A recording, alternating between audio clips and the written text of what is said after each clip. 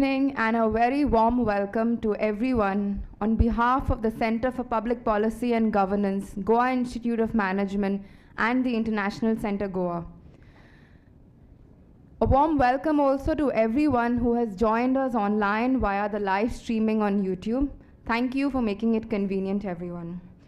We are indeed much obliged, privileged, honored, and delighted to have amongst us the renowned architect and urbanist and the brainchild behind the Central Vista redevelopment project and the new Parliament building, Dr. Bimal Patel, to deliver this inaugural address of the second ICG annual conference.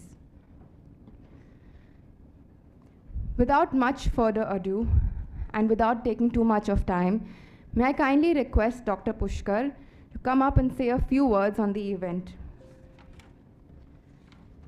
I'll briefly introduce Dr. Pushkar. Dr. Pushkar is the Director and Chief Executive of the International Center Goa since 2016. A PhD in Political Science from McGill University, he previously taught at BITS Pilani, Goa, McGill University, Concordia University, and Goa University. He is the author with Madhavi Gupta of Democracy, Civil Society and Health in India. Dr. Pushkar has also written more than 150 op-eds on India's higher education for Hindustan Times, Indian Express, Times Higher Education, The Wire, and others. Dr. Pushkar, may I kindly request you to please say a few words?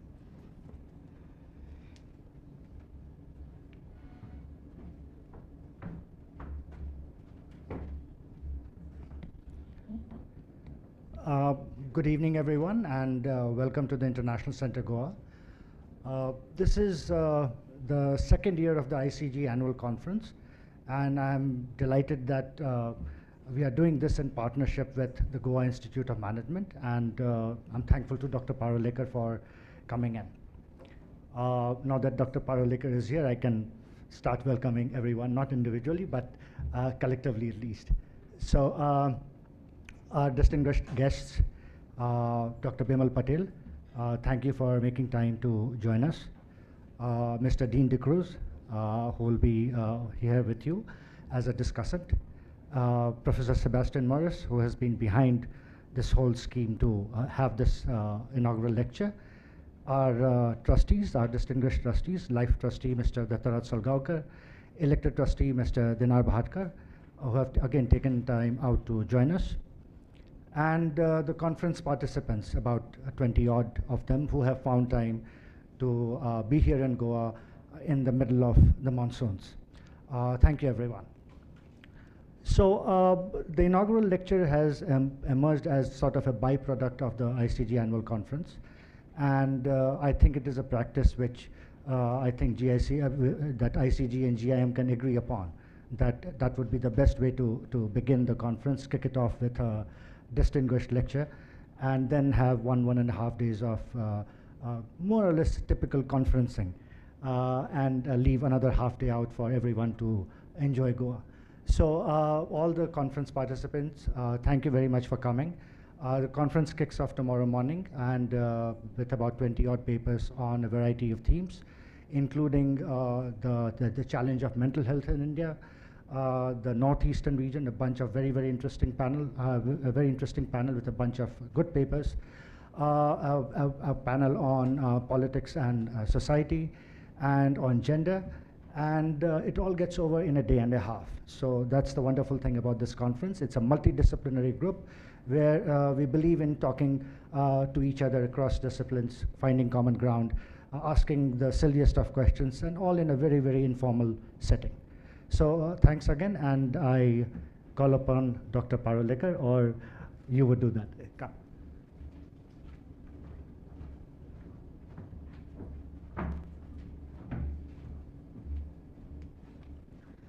Thank you, Dr. Pushkar. We also have amongst us our director, Professor Ajit Parulekar, and I'm indeed honored to introduce him to you. Professor Ajit Parulekar is currently the director of the Goa Institute of Management and is a professor of marketing in the Healthcare Management program. He holds a PhD in marketing and has a master's in marketing, pharmacology, and health economics. And his areas of interest include branding, access to healthcare, sustainable business models, and future of learning. I think Professor Ajit is requesting me to keep it short, so a warm welcome to you, sir. I request you to kindly say a few words and introduce our institution to everyone.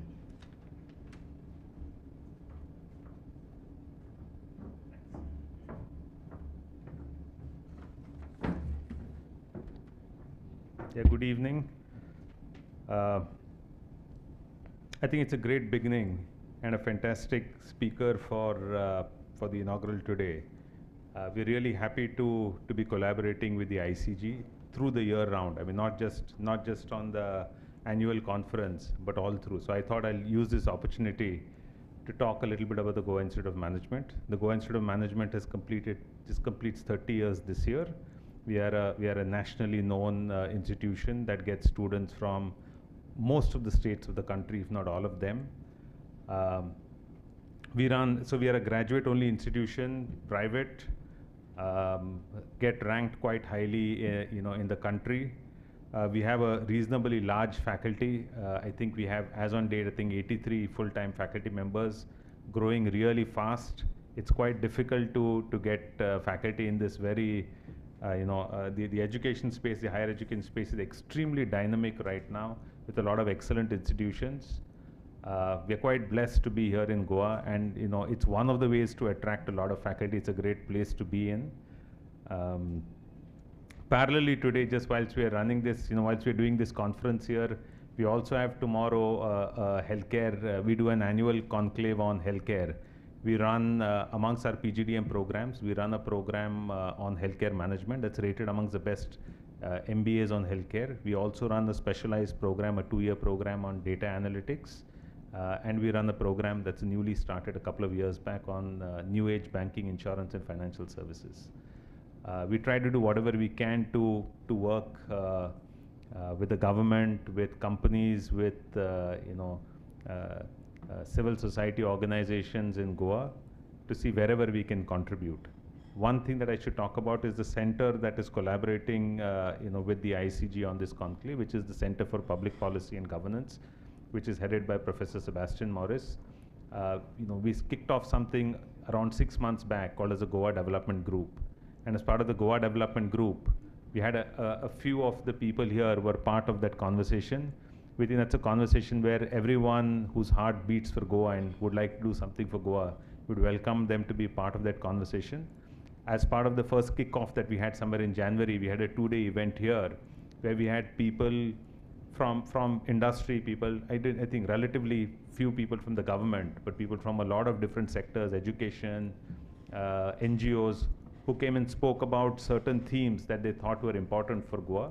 And I'm expecting maybe by the end of this year, we'll have our first baseline kind of a report on issues that are important for Goa. And then over the next couple of years, we intend picking up some of those issues and have researchers, academicians, and whoever wants to contribute to take, an issue at a time and flesh it in a lot of detail, and then have conversations with the government to see that we can bring some public good as a result of that.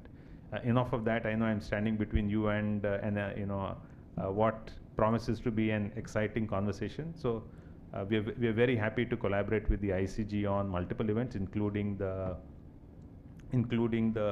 India at 75 and beyond annual conference. So thank you, and look forward to 2 days of a fantastic conference. Thanks.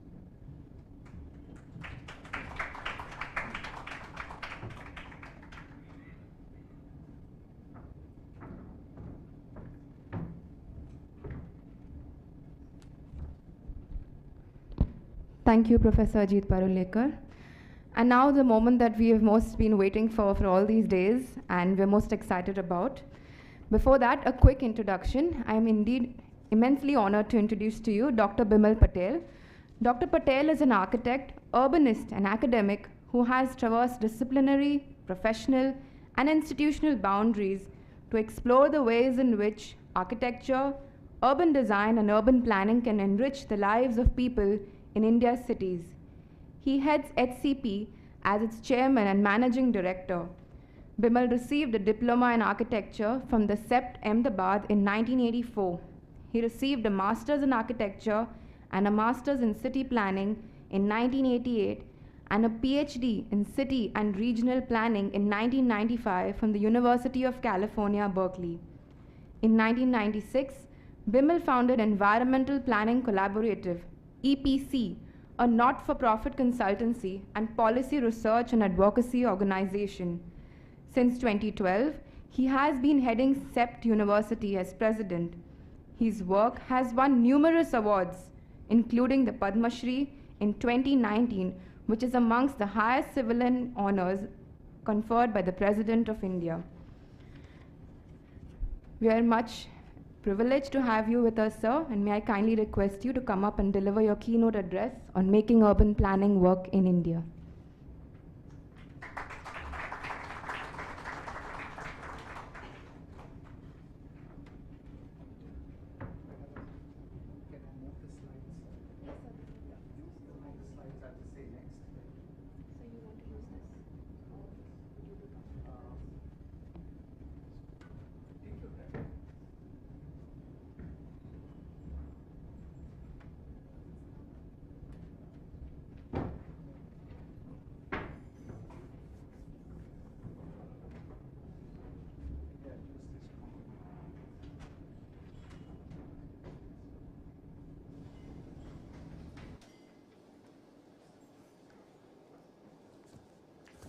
Does this work?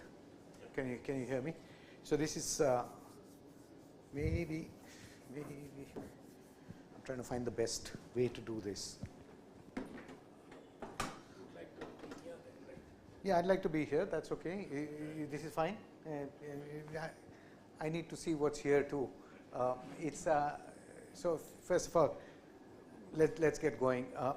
If I can get a pointer, that's fine. If I can't, that's okay also. Thank you very much for inviting me. It's really always a pleasure to come to Goa. Earlier, when the kids were small, we used to come here once a year. It went on for 10 years, 12 years. Now the kids have grown and we come here much too less. Anyways, thank you very much for inviting, and especially for this occasion, because it's a delight to speak with all of you about this topic. Today's talk, I didn't know what the audience is going to be like, and it's a mixed group of people. And when Sebastian invited me, I said I'll speak about urban planning, a very general topic, something that's important for everybody, and something that I've been working on for many, many years now. So I hope you find what I have to say interesting and engaging. And so let me get on with what I want to say. This talk is about making urban planning work in India. Now, let me first say a few things about what urban planning in India is all about today. So, next please. Most large Indian towns and cities have some statutory plan in place, doesn't always seem like it, but it is true. Next please. So if you look at it, if you look at all the small, all the towns and cities in India, is about 4,000 plus statutory towns and cities. And we look at the number of them that actually have a proper plan in place, a lawful plan in place, next please, is almost 2,100. So we can't say that there is no urban planning in India. There is lots of urban planning in India, and almost every town and city has a plan in place. Next please. These plans are prepared by state or local planning authorities. Okay, these are any planners in the audience here? Yes, okay. So you know that these are prepared. These are prepared under statutory state acts. So Gujarat, for example, prepares these plans under the Gujarat Town Planning Act, or Maharashtra from the Maharashtra Town Planning Act. Okay, next please. They are very methodical. They're methodically prepared. They're quite elaborate. Okay, these plans, all of them. Believe me. Next, please. I'll tell you what they do. They all use this method, which is what is taught in all planning schools in the country, which is predict, design, and provide. It's an approach to planning. Let me explain what this means. Next, please. It's actually these many steps. First set is about predict, then design, and then provide. So let's get on with the first point. Next, please. First of all, whenever a plan is to be made, you need to define a planning jurisdiction. You need to say the plan is for this area, and that's a statutory boundary. And there is a planning horizon. These planners say, I'm planning up to 2021, 41, whatever you say. So next, please. So you have, here's Mumbai, the Greater Mumbai Municipal Corporation. There seems to be some problem here. Next, please. Next. Okay. So it's prepared by Greater Mumbai Municipal Corporation, prepared, sanctioned, or came into force in 2017. Okay, and the planning area is 400 square kilometers, and the planning horizon is a plan up to 2034. Next, please. Here is the Ahmedabad plan, prepared by the Ahmedabad Urban Development Authority. 2002 it came into force. It covers an area of 1200 square kilometers. It's a plan for all of this area, and it was prepared 2002 and for 2011. Next, please.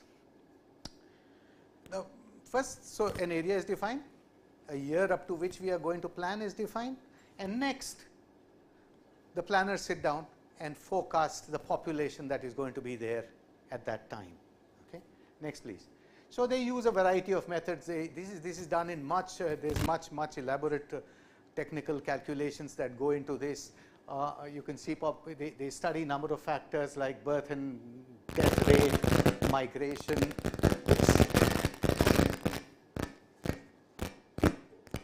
Is it okay? There's a lot of effort put into this, and then they make these projections. This is for Greater Bhiwadi Master Plan, and you can see they use simple methods, this simple arithmetic method. They use the geometric method, this method, that method, and forecast the population up to the horizon. And that's what is done. Okay, next, please. Here's another one, Chhattisgarh, and you can see the population projections. A lot of effort is put into this. Next, please. Then even more effort is put into mapping that entire area and what's going on in there. Okay, huge amount of effort goes into this. They map the land uses, what's happening, commercial here, industrial here, so on and so forth. They map the infrastructure, they map the amenities that are available. Next, please. Keeps a lot of planners employed. I mean, and a map is prepared like this. Next, please. So if you zoom in, you will see it tells you how many aquariums are there and how many clubs are there and how many this is there and that is there. Keeps a lot of planners employed, I can tell you that. I mean, huge amount of exercise where you go and map out the entire place, and all of this is done. Next, please. After that, using government issued guidelines and standards, the planners sit down and figure out what is going to be the future need of infrastructure, amenities, land, etc. Okay. How do you do that? Well, government has issued standards. Next, please. So here, for example, is primary health centers. How many will we need? They analyze a lot of, and they say available in 2001, X amount, and required so many in 2013, and the surplus or deficit is worked out. Once again, elaborate exercise. Next, please. And it's using these guidelines that government has issued, saying that if there is a population of this much, then you must have this, and you must have that, and that, and that. These guidelines have been published by government since many years now. You can see one that is very old here, and this is one in 2015. So they use these standards to figure out what will be the future need of this population. How much middle class housing you need, how much higher income housing you will need, how many sports facilities you will need, health centers, hospitals, schools, everything is written here. It's a very elaborate exercise. Next, please. Here you can see for Kerala, Kochi City Redevelopment Development Plan for 2013, telling you using UDP PFI. This is guidelines that the government has given. What is the number of primary to secondary schools will be needed? I'm just using examples like this to illustrate this. Next, please. Okay, so the predict phase is finished. You have predicted the population, then you have predicted what the future needs are going to be. You have taken into account what is there. You have taken into account shortfalls. You've done this big, elaborate exercise. It's a volume sometimes that thick, and you've produced this stuff. Next, please. So now the job is to draw out the future city. This is the design phase. Okay. So here's, you must have all seen maps like this. Okay. So this is Telangana Hyderabad Metropolitan Regional Development Plan. Every city, there are 2,000 such plans all over the country. Okay. So this is drawn out, and this is the future map of the city. Next, please. So if you zoom in, you will see that it tells you where the railway lines are, national highways, state highways, ring roads, all sorts of quite elaborate land use zones are drawn out. Everything is drawn out. This is the design phase. You're designing the future city, the layout of the future city, and there are standard, officially required colors. If you see yellow, it means residential. If you see X, it means industrial, etc. So it's quite a ritual, and everybody does this. Next, please. So here's one for the Chennai metropolitan area, master plan 2021. Next, please. Zoom in, and you will see that people have marked out, what's going to be where. This is the kind of planning that's done. Next, please. Then they reserve plots for amenities. They go and mark out little plots and say, here there's going to be a school, here there's going to be whatever they think is necessary. Yeah. Next, please. So there you are, Jodhpur development plan. Next, please. And I've used examples from everywhere. You see, they said they marked out where the large and extensive industry is going to be, where the colleges are going to be, where the university is going to be, whatever is going to be there, they have marked out all these things. Okay, next, please. Here's where is it? Gwalior development plan. Next, please. You get the point that every city has a colored map of this sort. Okay, you have the Delhi. Is it? इसकी वजह से होता है.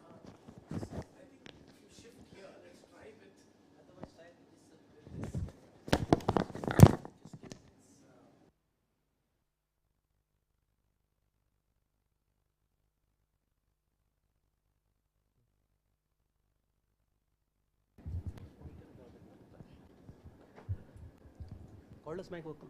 Check.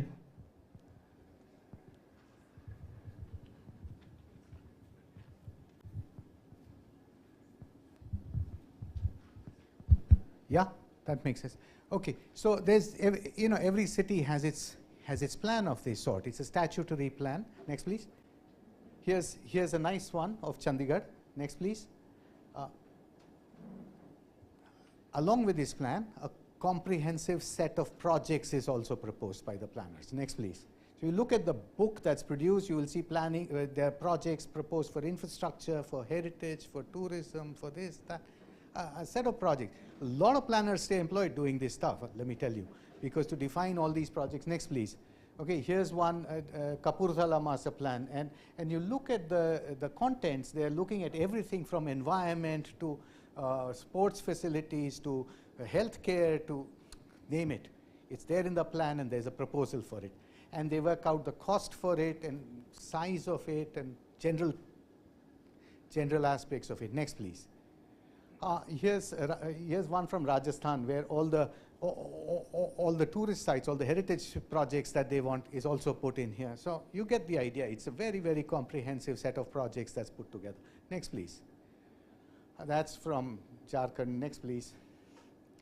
Here you can see, information technology, waterfront has been developed somewhere, something else, new city center, new university area, everything. You look at it, it's amazing how many things have been thought out. Next, please. After this, along with the plan, they also specify building bylaws, which all of you are probably more familiar with. Okay, and this is meant, those are all government projects, but this is meant to regulate all the private building that is going to get done in this area. And these are the bylaws that tell you that what you can and cannot do in your plot, how you can build, what you can build, etc. Next, please. So these are thick books of, next, please. And they have a lot of textual rules like that. Thou shall leave, so many feet from the front, so much from the side. You will leave space for parking. You will do this. You will do that. A long prescriptive list of text rules. So that's all put together and that's in place. Next, please. Now the point is to publish this plan. So they publish the plan and they seek public objections and suggestions. Okay, so that's the next step. It's required by law for the planners to do that. Next, please. So next, please. So a notice is given saying inviting public suggestions for midterm review of master plan for Delhi 2021. Here's another one for public notice saying please come and look at the plan, see what you have, give us your objections and suggestions. Okay, so this is followed to the T. You cannot deviate from that. Next, please. And the plan is put up. Here is something from Uttar Pradesh, from Bulandshahr and Khurja development plan. I mean, everywhere you got to follow this thing. You don't not do it. Next, please. There you are. That's for Dadra Nagar Haveli. That's the plan put up in the office of the planning authority. You can come take a look at it. You can object, suggest, whatever. Next, please. Here's another picture from Varanasi. The plan has been put up there. And next, please. Here's another picture from Bangalore development plan. Yeah, people come, look, that's my plan. That's what's going to happen here. Next, please. Then the planners sit down, look at the objections and suggestions, and modify the plan as they think right. They have to write down clearly what the objections were, what their views on the objections are, and they put all of this together. Next, please. So here's modifications are done. They have to record in writing what it is. Next, please. Here's for Delhi, changes in master plan. Next, please. Now, the planners, the local authority, has to apply for state government sanction. So state government will now say, okay, your plan is fine. You've done it according to the procedure that's specified, and now your plan is going to become law. Okay. So next, please. So the plan goes along with an application for funds. Here you can see, these guys have worked out for Guwahati, they've worked out that they will need 13,000 crores. They'll get so much from JNURM, they'll get from institution, revolving fund, etc., etc. They figured out. My plan is going to cost so much, and now I apply to the government for that funding, and you say, okay, please give me the money, I'm going to build everything. Okay, and next, please. So there's elaborate. There's also cash flow statements. There are also statements of how to, where the money will come from, when it will be used, where it will be used. Next, please.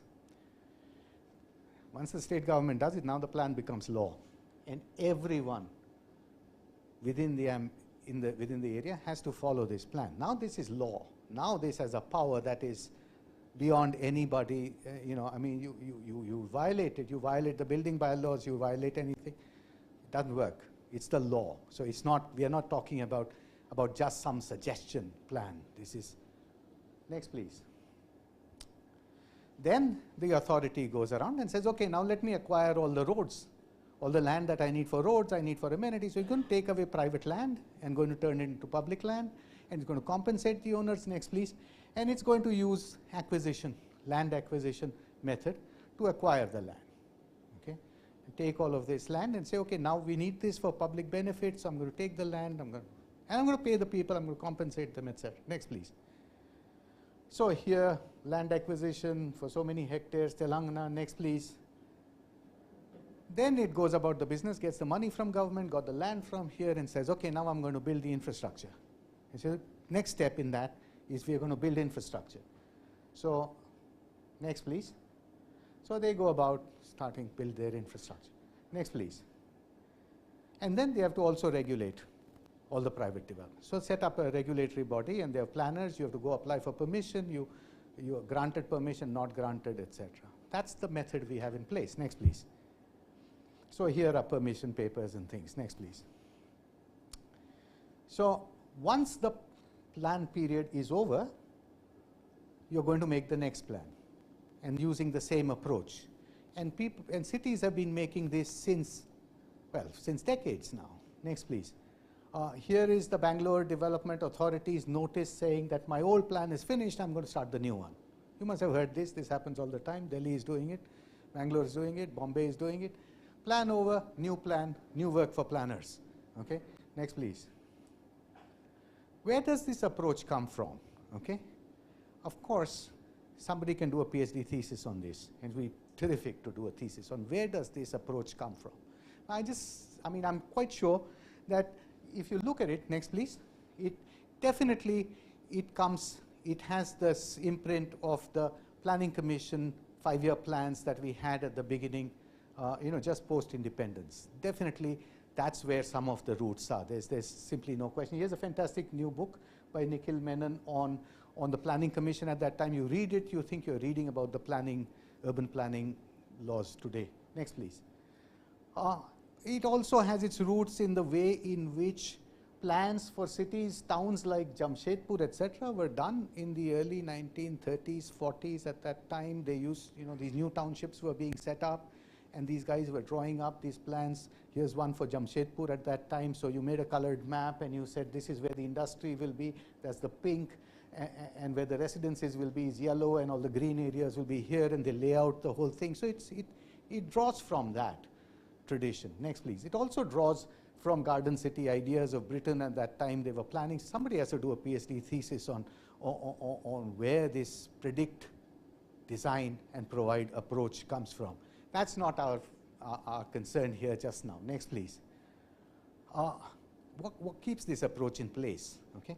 Why does it continue? Next, please. First and foremost, this is what is taught in planning schools. If you go to SPA Delhi, if you go to IIT, this is what they teach you. You go to planning school, they'll tell you, okay, here's the method. This is what you'll follow. This is what you'll do. You'll predict population in this way. You will do this. You'll use UDPFI guidelines. All the teachers teach this. All the students learn, even today. Okay? So that's what is taught in all the schools. Not at CEPT, but everywhere else. Next, please. These approaches fully endorsed by academics and professional bodies. If you look at it here, collection of existing data. Here's this guy writing that we have a systematic system in place, and this is how it is to be done. Next, please. The Ministry of Housing and Urban Affairs definitely endorses this method. It issues these guidelines, these standards. This is from 2015, and there are, next please, there are many older ones like this. If you're a private consultant helping an authority make a plan, you have to follow this method, because that's what's written in your terms of reference. This is for Greater Noida requesting consulting firms to help them make the plan. You're supposed to follow this. Okay, next, please. So now it all seems very rational and all very sensible how to make a plan for the future city. The real problem is it never worked. It has never worked. Okay, next, please. So everybody complains that this is an exercise that stays on paper. Okay, next, please. So you have the 3 master plans, 50, nothing's happened. Next, please. And you tend to, here's somebody from Bombay complaining that only 10 to 12% of each of these plans was ever implemented. And this is the story in all cities. You go anywhere, except, I would say, and the lessons I'm going to draw from are Gujarat, and their reforms have been made. And what I'm talking about is reforms and insights gained from the experience of reforming urban planning in Gujarat over the last 25 years, nothing to do with present government, etc. So over the last 25 years, it has been slowly been changing, but the rest of the place it simply doesn't work. None of the proposals are implemented. Next, please. 14% of the additional road network was implemented in the last 10 years. You go to any planning office or authority and ask them, how much of your plan, last time's plan, did you implement? 10%, 15%. And then they'll start on the new exercise for the new plan, of which another 10%, another 10%. This is how it's done always. Next, please. And in the meanwhile, our cities continue to grow in an unplanned, haphazard manner. Next, please. Next. So you look at the periphery of any city. Here's Kolkata. Is growing out into the periphery in a haphazard, unplanned manner. Nobody can say it's planned. Next, please. And Lucknow, you go outside, you had some planned areas earlier, but everything else is. Next, please. Next, please. Center city areas are also being added to in a haphazard manner. You look at center city redevelopment. Next, please. In Mumbai, for example, I mean, you go there, you can't say that this is planned redevelopment of the city. Okay, the streets are still quite narrow and the buildings are big. It's just growing. Next, please. It's impossible to acquire land for anything. Next, please. So, here is from Pimpri Chinchwad Development Plan. These are all the reservations for primary school, open space, local convenience. They mark out these little things. I'm going to have local convenience store here. Next, please. You go and superimpose this onto the present day. Next, please. Satellite image. This is what has happened in its place. It's completely different. It's got nothing to do with what was drawn in the plan. Next, please. Some slums continue to proliferate. Okay, next, please. That's what you see in most cities. Next, please. Next, please. You know, land property prices go up, but the coffers of the authorities are empty. Next, please. Yeah, here you have, you know, you don't have money for garbage collection. Next, please. Everybody is dependent on state and central grants of some sort. Next, please. Here's lack of funds remain Jaipur Development Authority's primary concern. This story across the country, so it's not as if I'm talking about one place. I don't want to point fingers anywhere, but this is the story. Next, please. They are unable to build infrastructure. Next, please. And pictures like this are common. Next, please. Next, please. And something is not working. We must ask, why is it not working?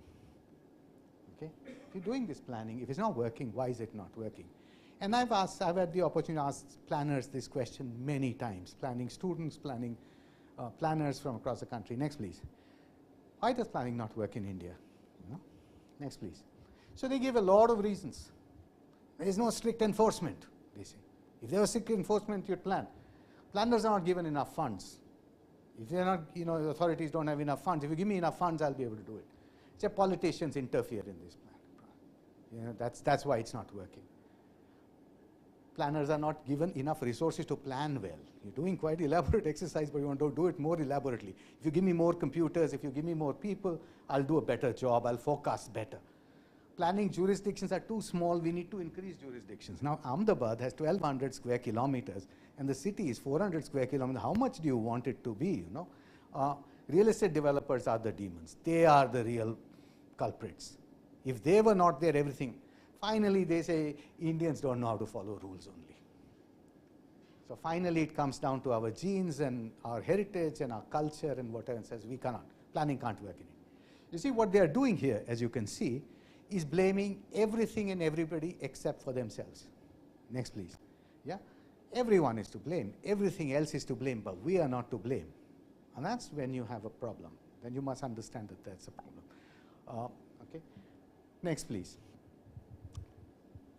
My contention is that our problem really is the approach and the assumptions of it.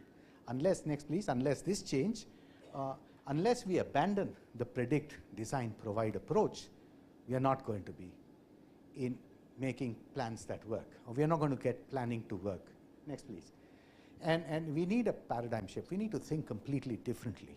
Okay? And I'm not saying this out of some theoretical thing. I'm going to use examples here of things that we have done. Much remains to be done, but I'm not talking out of just theory. Next, please. So making planning work in India. So what are the things that need to change? Next, please. 10 facts that Indian urban planners need to keep in mind. Okay? First, okay, the future can't be predicted. Let's forget it. You can't predict the future. It's a silly belief that you can predict anything. Okay? Next, please.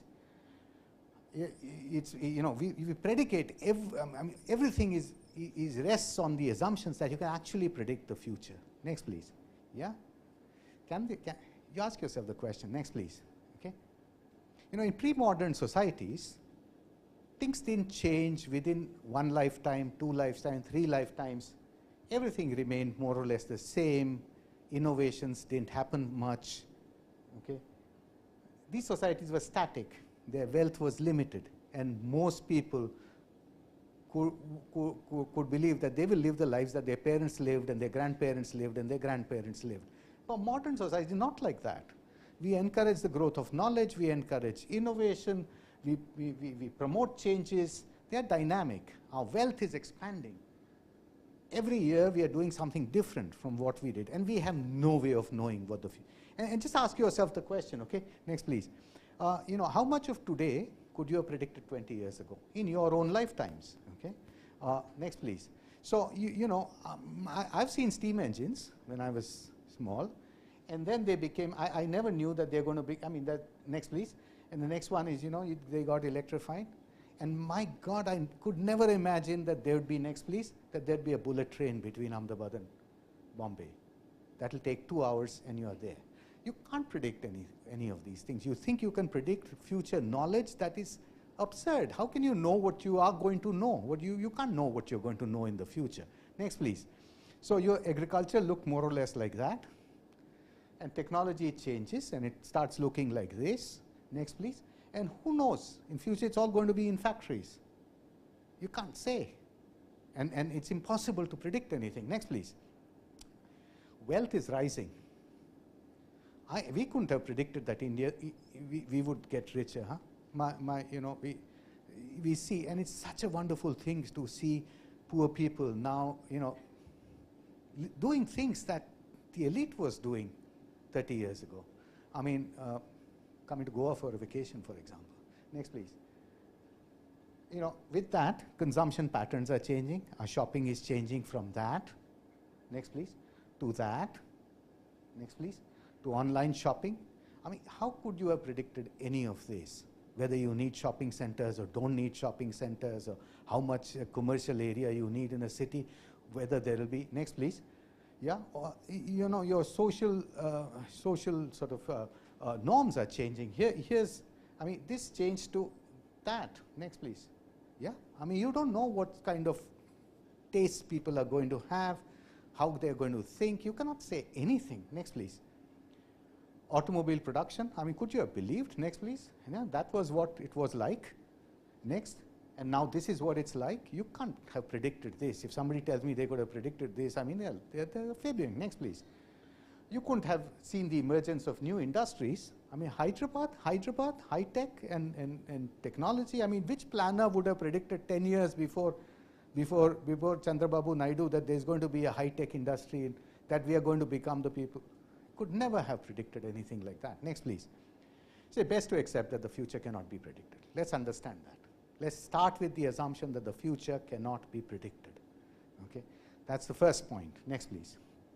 Second, we must remember that a city is not a bridge. Can't be designed.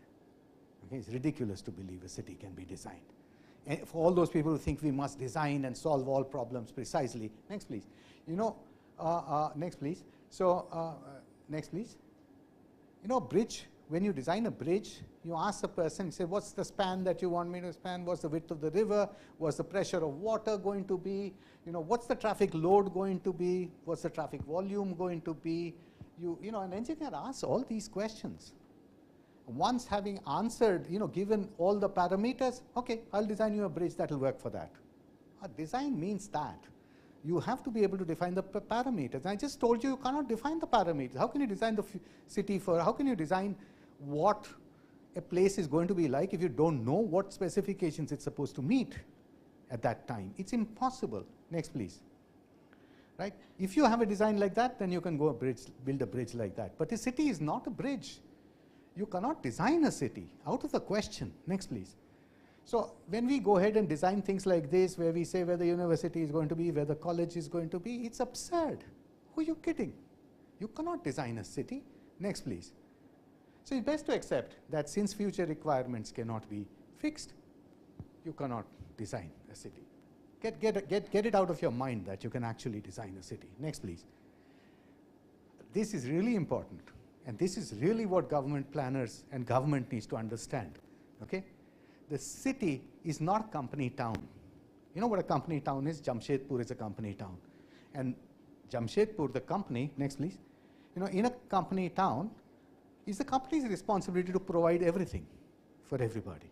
You will say, I'm going to provide you the job that you're going to work on, your workplace. I'm going to provide you the house you're going to live in. Next, please.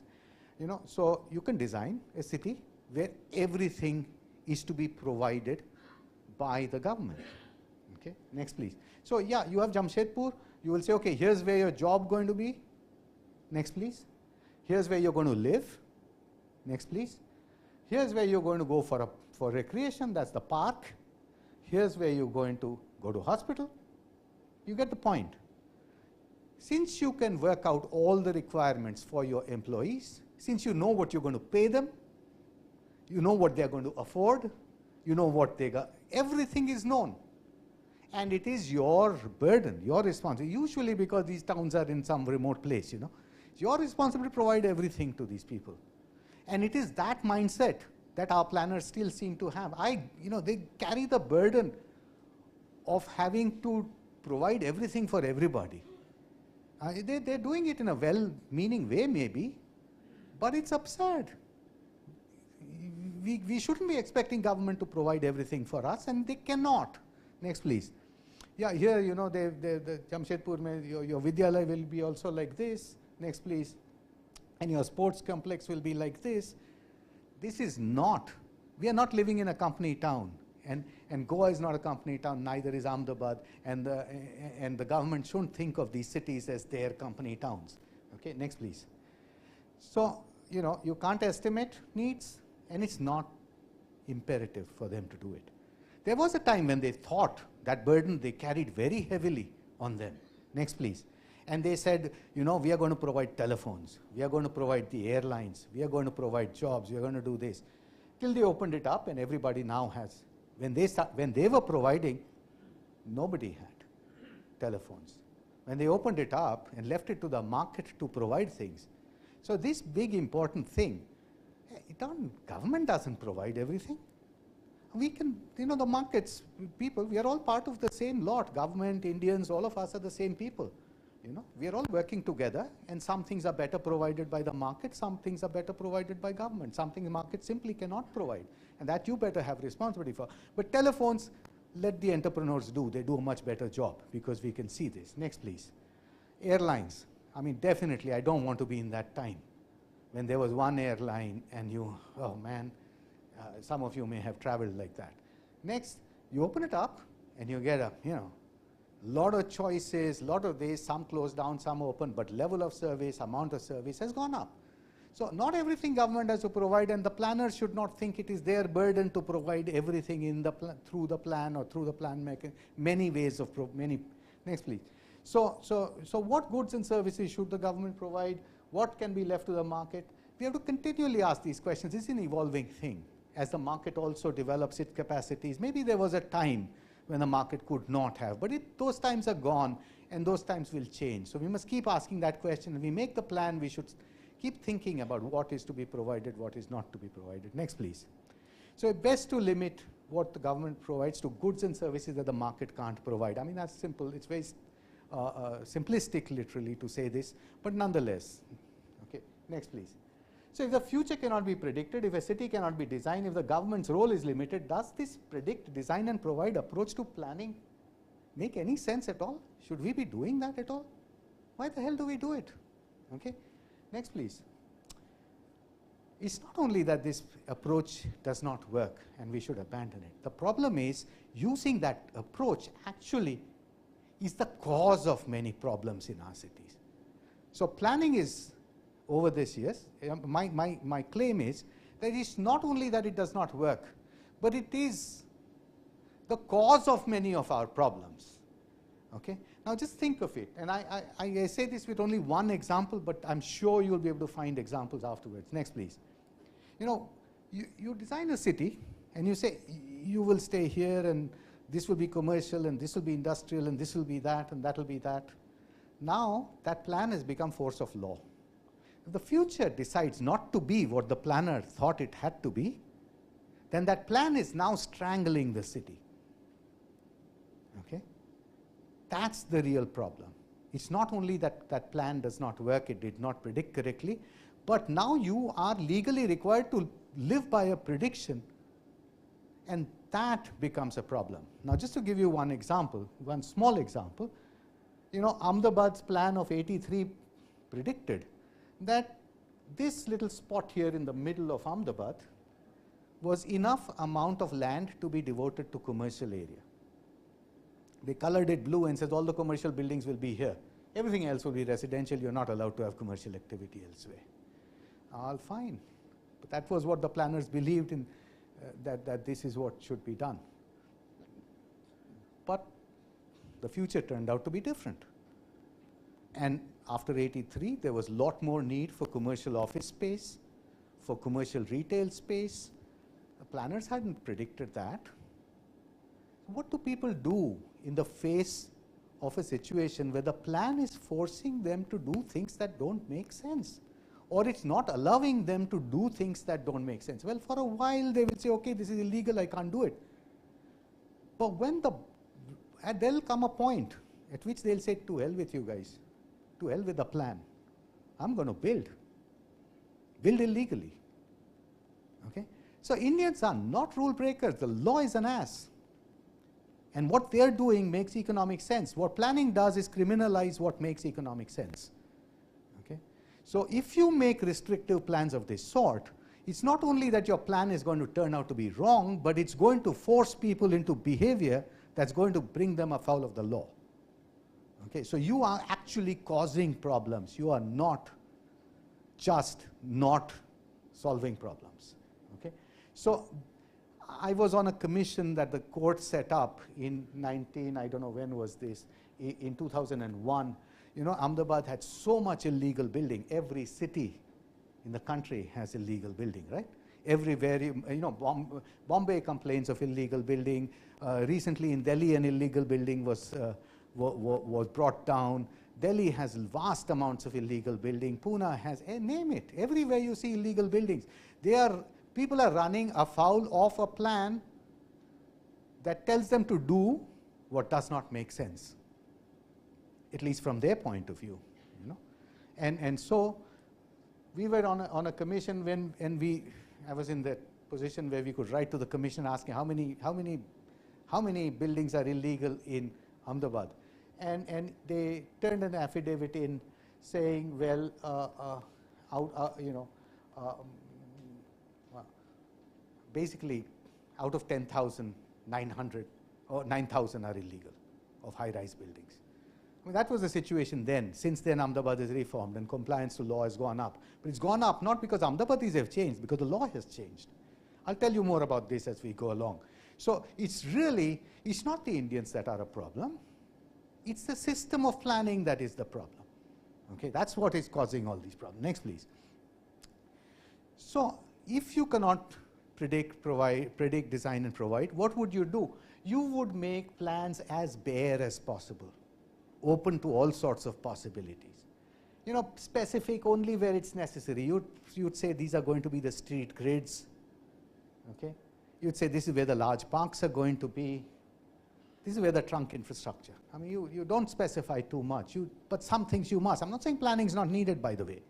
I'm saying a different sort of planning is needed. So the kind of planning that's needed is this bare bones planning. Then planning becomes not a periodic activity that comes in every 10 years when the plan gets over, but it's a continual activity where you're continually monitoring,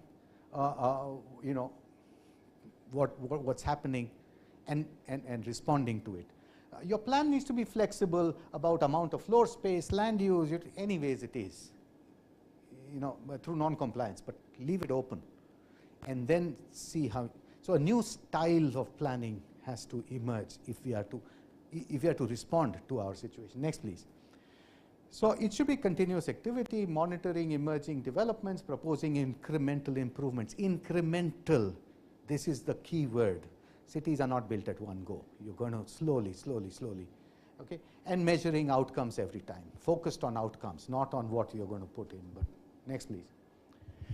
The Manhattan Plan was something like this. A lot of people might be familiar with this. You know, when Manhattan in 1782, this is the island. It's a rocky island. Manhattan, tip of the island has New York here, right? At that time, they made a pair plan. Next, please. Which looked more or less like this, a street grid. It's nothing else. It didn't say where the petrol pumps are going to be. It didn't say where the fire engines are going to be. It didn't say that we are going to do this. They had a street grid. I'm not proposing that it be a grid of this sort. I'm just saying it was just bare. Next, please. And then as the city grew, they went on building the roads. Here you are in 1861. They're cutting the hills. And next, please. And here's Madison Avenue. And they're building the streets as they go along, as the city needs things. Your plan itself is bare, but it's a continuous activity. Next, please. And then when you bring in more infrastructure, in 1900, you come some infrastructure, some trains come and metros come and this come and that come, and slowly you build up. So city building is a long-term intergenerational activity. Next, please. And then you get a city like that, based on a plan like that. Next, please.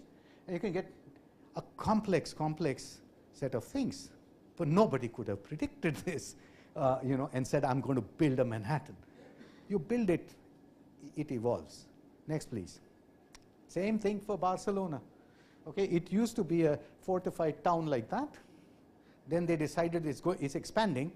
So let's make a grid 9 times the size of the present settlement. They didn't say, okay, let me forecast the population, bana do bada, somewhat like that. And next, please. And then that became a city like that. Okay. So planning on this style is what works. Next, please. Okay. So let's abandon that approach. A different approach is necessary. And I think in large measure, this is what Gujarat City started doing after the 2002 plan. Much of the reforms were made in 1999, and slowly it has changed. I'll show you some of that as we go along. Okay, go back. Now the fourth point, okay, so that was large digression. Fourth point, planners don't understand that fairness matters. I mean, you look at the predict and provide approach, they don't think fairness matters, okay?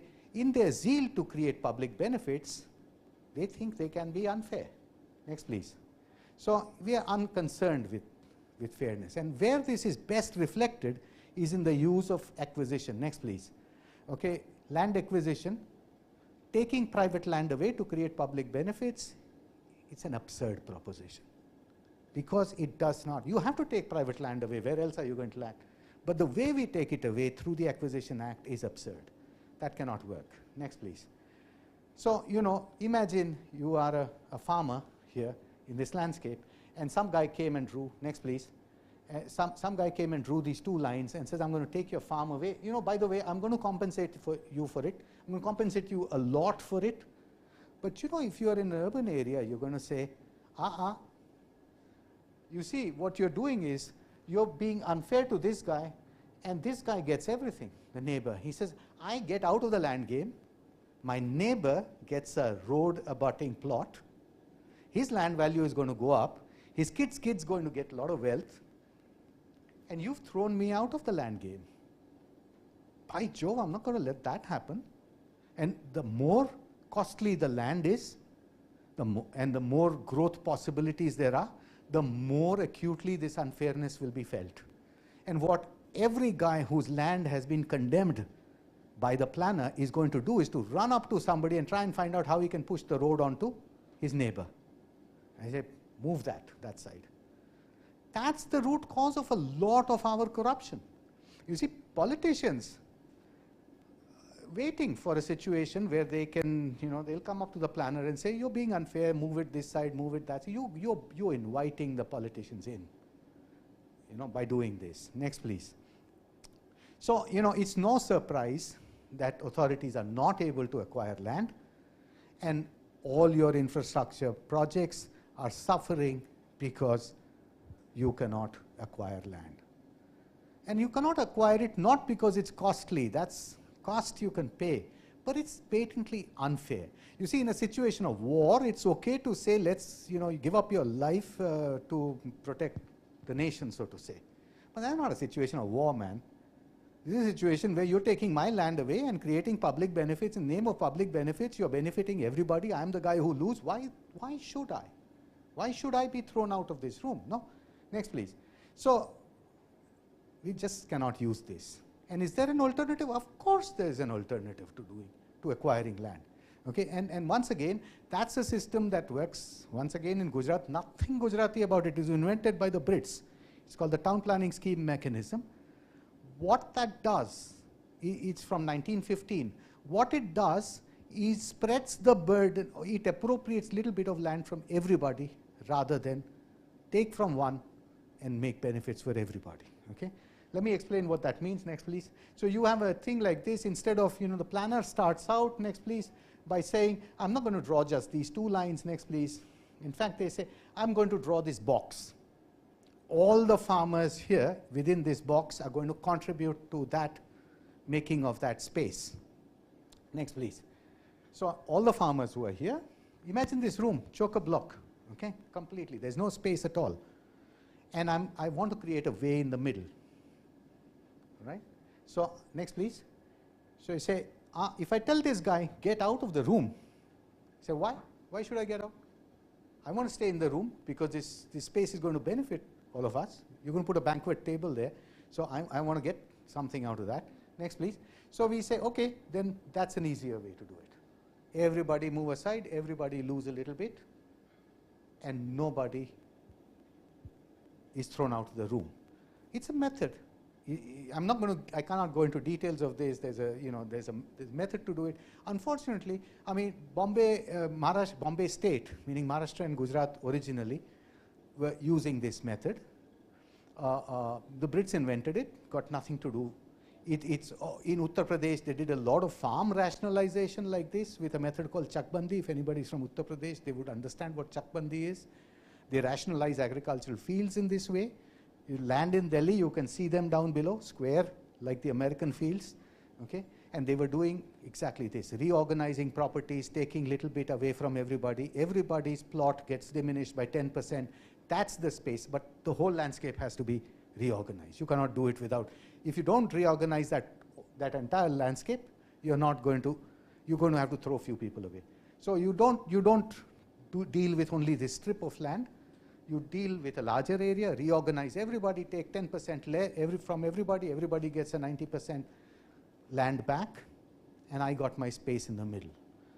In principle, it's that. A little more involved than that, but nothing more complicated than that. Next, please.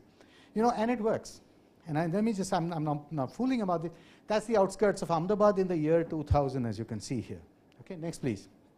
And it used to look like this. It was in the periphery of the city.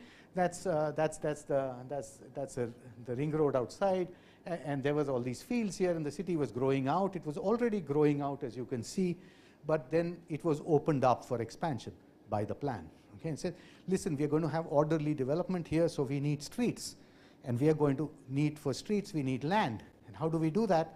So here you are. That's the year 2000, and you see the next, please. 2001, you can see not much has happened. One road's come up. Next, please. And you can see other roads have now come up in 2003, and another big road has come up. Next, please. And 2007, more roads have come up. Next, 10. Next, please. 11. Next, please. Next, please. I mean, that's orderly expansion. If planning cannot achieve orderly expansion, all higher level goals we must forget.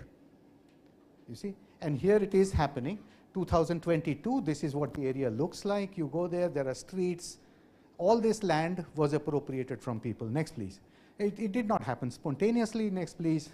So when it was like that, next, please, that, and a plan was made. Next, please. The big streets were marked. Then smaller streets were marked. Everybody's land was reorganized. Everybody. Oh, by the way, all these colored plots are plots for schools and EWS housing and etc., etc.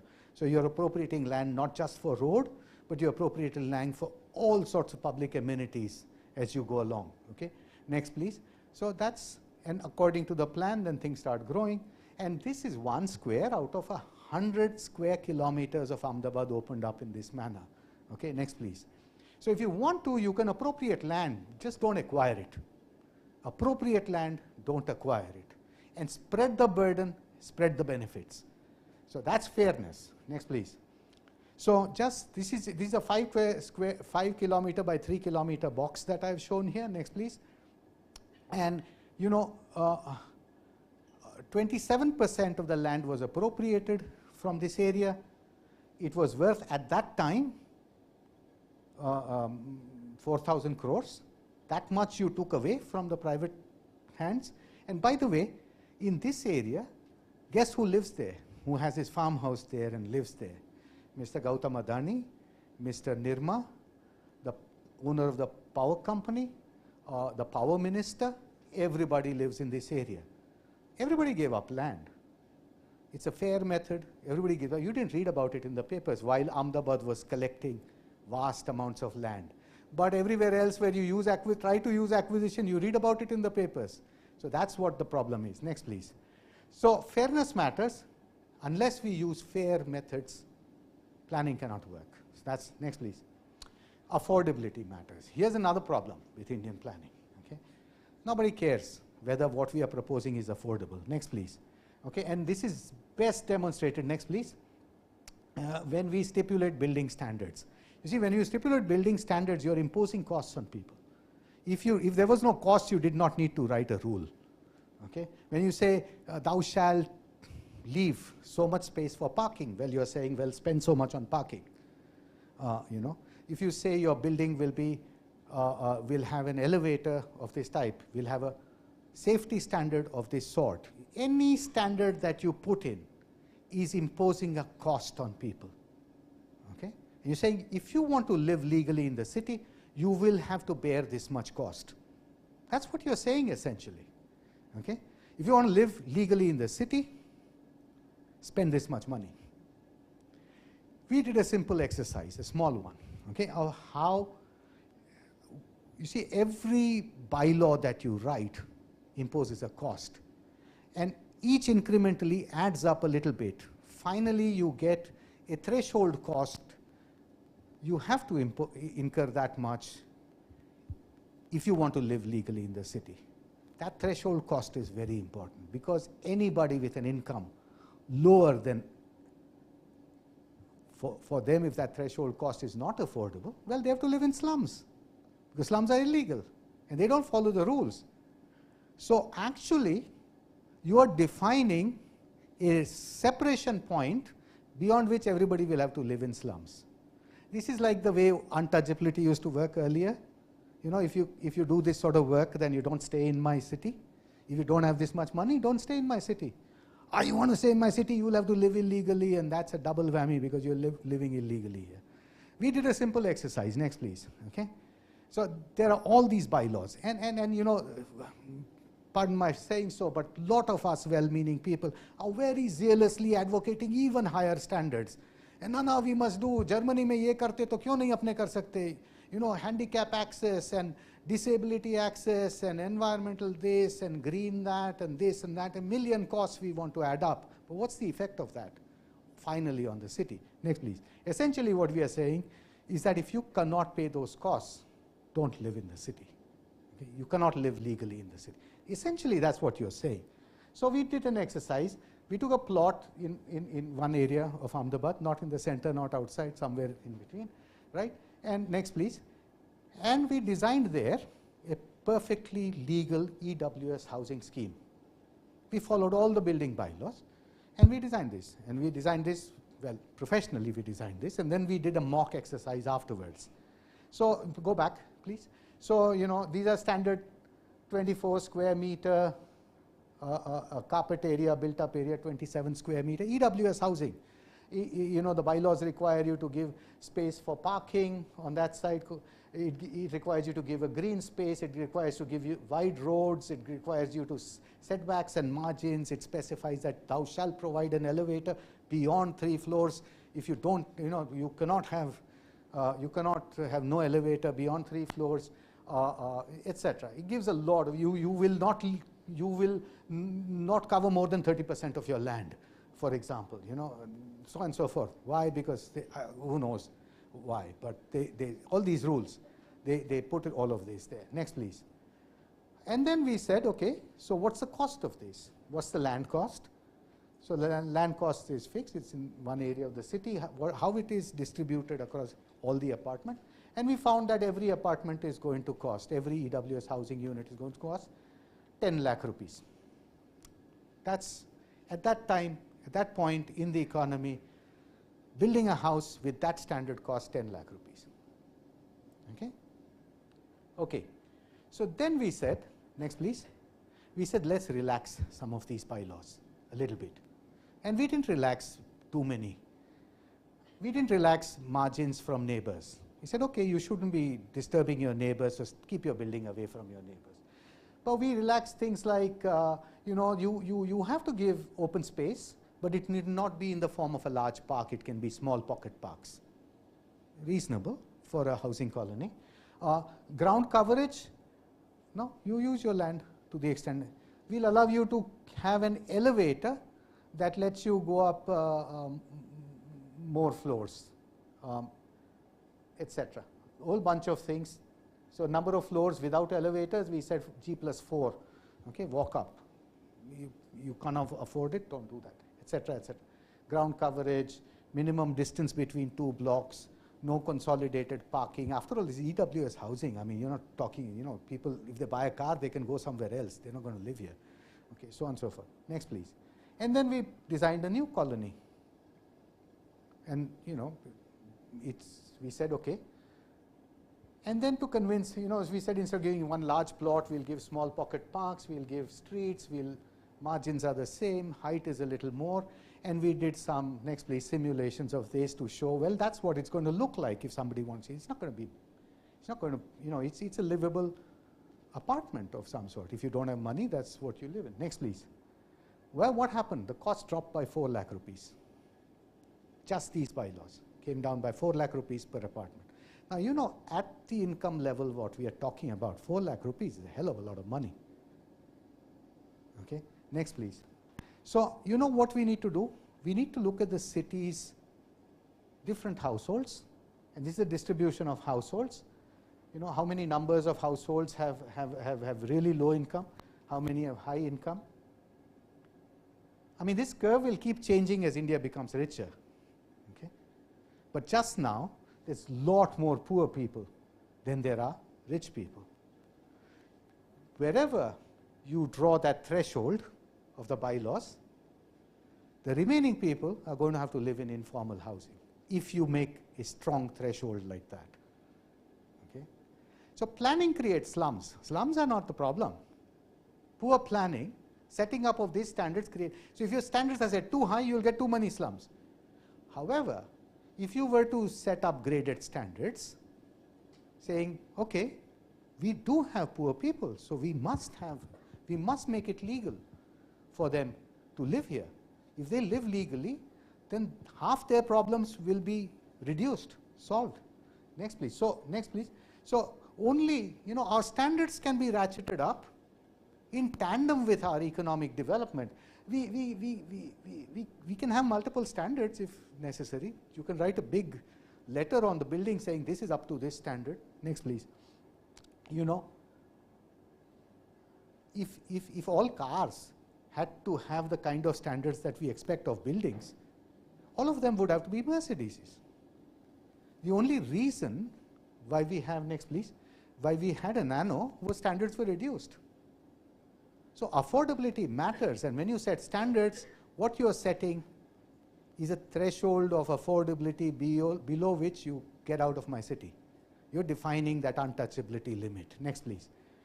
So maybe you can have 3 sets of standards. We've written up standards like this, never managed to get them through, but go back, please. So, you know, maybe you can have, you know, for those who can have cake, they can have cake, and those who need bread, bread and chapati, they can have chapati. But at least all 3 will be legal. And in any case, in anybody's life, housing is a upward journey, you know. Many countries in the world have done this, and next, please. So affordability matters. Unless we make proposals that are affordable, we must avoid premature imitation of rich countries. Next, please. Now, another important point, efficiency matters. Sorry if I'm taking too much time, it's okay? Yeah, okay, so efficiency matters. Next, please. Okay, here's one other thing Indian urban planning is unconcerned with, efficiency. Okay, next, please. Here's something, you know, how planners force people to waste land is incredible. Okay, till you if you see it, next, please. Okay, so here what we did, we took Ahmedabad and we took 500 meters by 500 meter squares in Ahmedabad just to see how land is used. Now that number 1 square is bang in the middle of the city. Next, please. So it looks like this, the typical Indian, you know, you go anywhere. And we said, how is land use here? Now, the categories for land use we did were not your standard planning. You ask a planner land use category, they'll say industrial, I put so much in industrial, so much in residential, so much in... No, that's not what I mean, by the way. I mean something a little bit different, okay? My first question was, next please, how much do you, sorry, hold on, I need to, how much do you put in streets and in parks, okay?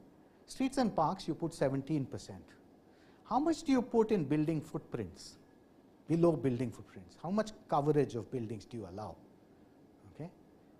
Well, that happens to be 25%.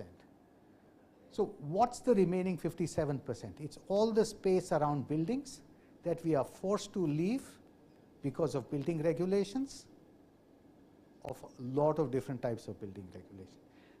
So we keep writing building regulations. Thou shalt leave land for this, you will leave for parking, you will leave for common open space, you will leave space from common open space, you will leave this, you will do that, you will do that. They write a million things. The outcome is that 50%, 57% of the land of your city is getting used up in this. Now, that's not land that is, I mean, might have a purpose. It's done with a purpose in mind always. These rules are never made without a purpose. They're well intentioned, but they fragment up the land. Next, please. Now, you take Bombay, Nariman Point. Next, please. And that's your, that's Maker Chambers, etc. Next, please. Here too, 24% in streets, 22% in building footprints. Private open space is only 53.6%. Now, think about it. If I was designing a street network, streets and parks I try to put as much as possible, right? That's a category I want to have as high as possible, because that's what defines traffic, it defines how you can walk, pedestrian cities, sidewalks, etc. All the more land in the streets, the better, but we put only 22. Now, this is perhaps not true for Goa because they have a very different urban structure, but 22%. For building footprints also, I would try to maximize that. Why? Because ground floor of a building is extremely valuable and people want to use the ground floor, right? So any city, I'd say whatever people value, I want to maximize that, but we put only 20%. 53% we put in all this space all around, even in Mumbai. Okay, next please. So you get spaces like that between buildings. They can't plant trees in, people try to use up. They do illegal use of these spaces because, it's precious land. Next please. And you do this. Next please. And you do that. Next. And you do, front margin, you put some shade and you try to do something with it. People try to make best possible use of precious land that the planner has forced them to leave aside. Next please. Next please. Little patches of land like this, they park cars, who knows what this was originally meant for. Next please. So this is true in Indian cities, if I make a statement, 20-25% in the public realm, which actually I should be maximizing, and 20 to 25% in building footprints, which I should be maximizing, but instead I have 50% in this. Next please. Now look at London, okay? Next please. Public realm, 30%, building footprint, 65%, private open space, only 48. We go to these cities, we walk around there and say, lovely, very nice, very nice. How come? Because they have a different urban morphology. Next please. And this morphology is created by bylaws. It's planned. The haphazard nature of our cities is an outcome of our planning. It's not unplanned. Don't make a mistake of calling it unplanned growth. It's planned haphazard growth. Okay, next please. So here in Barcelona, you get 29% in streets, building footprint 65%, 48% private open space. Sorry, 4.8%. Next please. So in general, and there's a paper on this available on Google, you can check it out. 35%, 40% in the public domain in all these cities that we love, Amsterdam, Hong Kong, Prague, Barcelona, London, San Francisco, you do this. And the space that is statutorily not usable is only 10%. No wonder those cities are efficient because they use their resources efficiently. Next, please. So efficiency matters. Planning cannot work unless plans promote efficiency. Next, please. Beauty matters. Okay. Next, please. Indian urban planners are unconcerned with beauty. Okay. They don't think that they should, that things should be orderly or harmonized. Next, please. Harmonizing developments is not something that they concern themselves with. Next, please. Okay. They write these bylaws. They never visualize, when writing the bylaws, they never visualize what they're going to get eventually. What they're going to get, they get to know when it's built. That's when you realize, oh, that's what I wrote up. That's kind of strange. Next, please. But, you get this sort of a haphazard mess. Next, please. That looks like this, tall building, chota building, ye building, wo building, aage, piche. It's a complete mess, and there's no attempt to make this. Next, please. That's the sort of Ahmedabad mess, and you get a higgledy, haphazard development. And we've walked our streets, and we know what we are getting. Next, please. They can be, can be realized even when cities are incrementally built. You don't need to do. Next, please. You know, how did cities like this come up? Not one man built it. That's Leon. I mean, ऊपर से देखो तो भी automatically you say this is orderly. You know, at least all the space that people have left is all in the middle. The streets are okay. The buildings are all lined up. It's not very difficult to create some degree of order and some degree of harmony. That's what you want to see. Next, please. Okay, or you see Barcelona. Next, please. Or you see New York. Next, please. Or New York. Or you see Paris. Next, please. Okay, that's when you get cities like this, when some attempt is made to coordinate in a meaningful way. Without that, you will never get it. But we write bylaws without, as if we make plans as if everything is two-dimensional. There's no three-dimension to it, and there is no concern for beauty or harmony. Next, please. So here you are. If you want cities like this, next, please. Next, please. By the way, 19th century Indian British town planners managed to do this even in India. Ballard Estate, okay? Ballard Estate looks like this. It was planned, not built by one guy, not built to a design, but planned in a way that everybody's design ended up synergizing with each other. Next, please. So then you get something like this. I mean, that building and that building stylistically different, but they all have an arcade. It lines up something, some rudimentary stuff like this. Next, please. And then you get areas like this. Next, please. So what you need to do is to move out of the textual rules that they write in bylaws to draw up the bylaws, at least for the volume of the building. Okay? And this is something that can be done. Once again, something that we have experimented with and are doing in Ahmedabad. Next, please. It's pretty simple. Instead of writing bylaws like this, you know, in some text form, next, please, you have to, for every plot, you have to draw out a development envelope. That's about all that really means.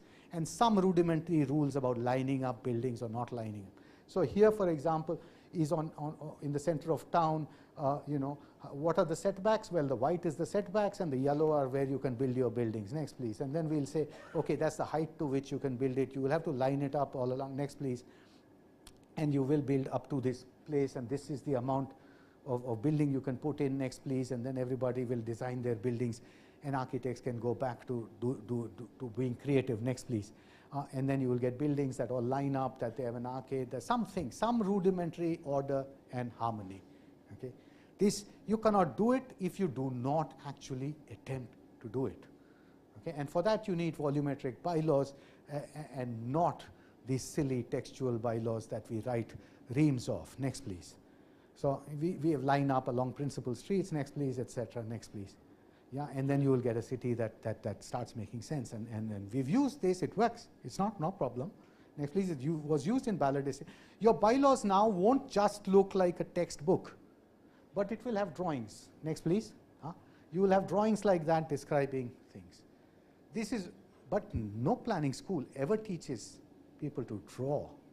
And at plot level, no, they don't. They say, okay, you will, like a bureaucrat, you will carry around a rule book. Next, please. So beauty matters. Next, please. We're coming to the end. Building cities is planners have to remember. It's an incremental, multi-generational project. You can't do it overnight. Okay. Sometimes, you know, when I do lectures, and then, you know, you have fancy elite people, you know, they're traveling all over the world and say, Bimal, just tell us, when will we see a world-class city in India? I said, not in your lifetime, not in your kid's lifetime.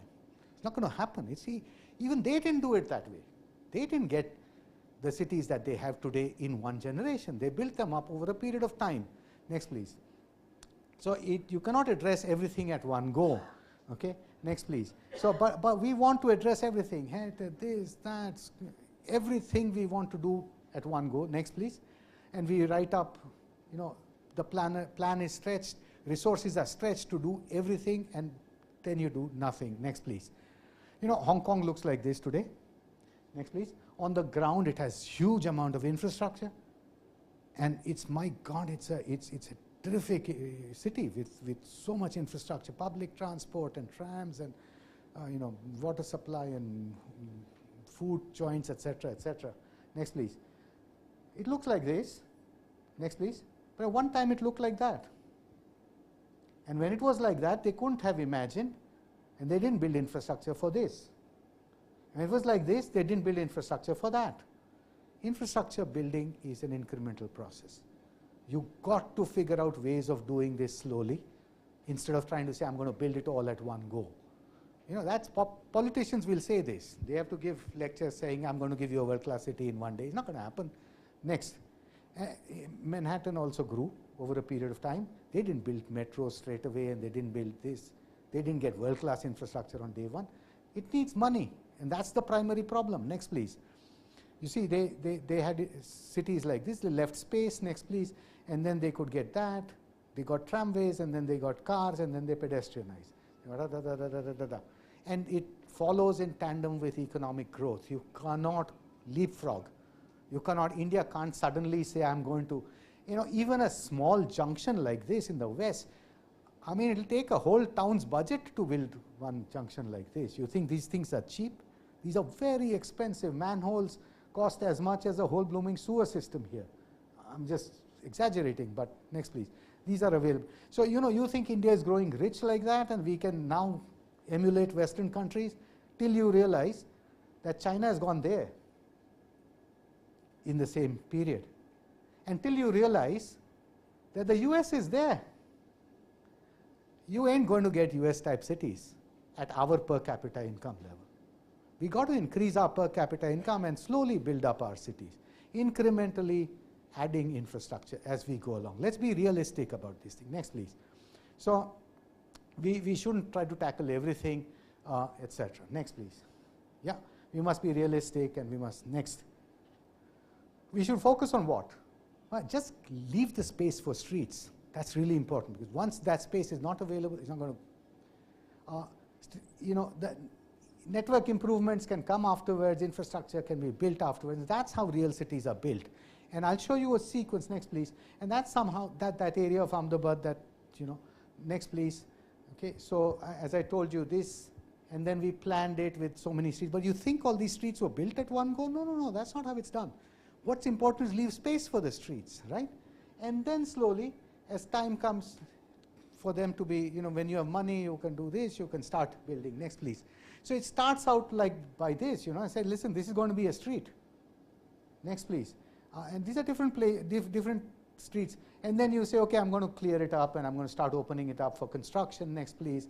And then I'm going to say, okay, here's a road, start using it. And okay, here, that's fantastic. That's improvement. Property prices keep going up. Next, please. And then you get that, and half a road is built, and the other half is not. I mean, these are stages of development. It's always going to be like this. If you think it's going to be world class from day one, it's not possible. Next, please. And that, right? And next one, and next one, and it improves. And as things get built, yeah, and we put in, and then we put in a metro, and then we put in this, and slowly, that's how the real cities are built. That's how London was built. Next, please. And that's how Paris was built. So resources are limited. Next, please. And we need to incrementally build cities. Next, please. Plans must raise resources. Next, please. I'm coming right to the end now. It's, you know, planners expect that they'll draw up the plan, tot up the expenditure, and they say, give me money. That's not how you do planning. That's not how any 19th century European city was built. Planners also tried to raise money through planning. And this can be done, right? It's not difficult to do that. If you decide that it's your responsibility to also raise money, not just spend money. Next, please. So you can't just build up cost tables like that and send it off to state government, give it to me. You will never get it, because there's a competition for resources, and you'll never get that money. Next, please. But once again, systems that we use in Ahmedabad, many of them work really well. Right? When we did that, and we did that, we appropriated some land along with the streets for sale in the market. Money from that pays for the infrastructure building. So you're taking a lot of land away for a road. Well, take a little bit away more that you resell in the market. Simple commercial proposition. Next, please. Next, please. So next, please. So go to that table. So you see this, 4.7% of the land is for sale. And today it's worth 7,000 crores. So in 15 square kilometers, you have raised 7,000 crores, more than enough for whatever infrastructure you want to build just now, and for other areas of the city. Next, please.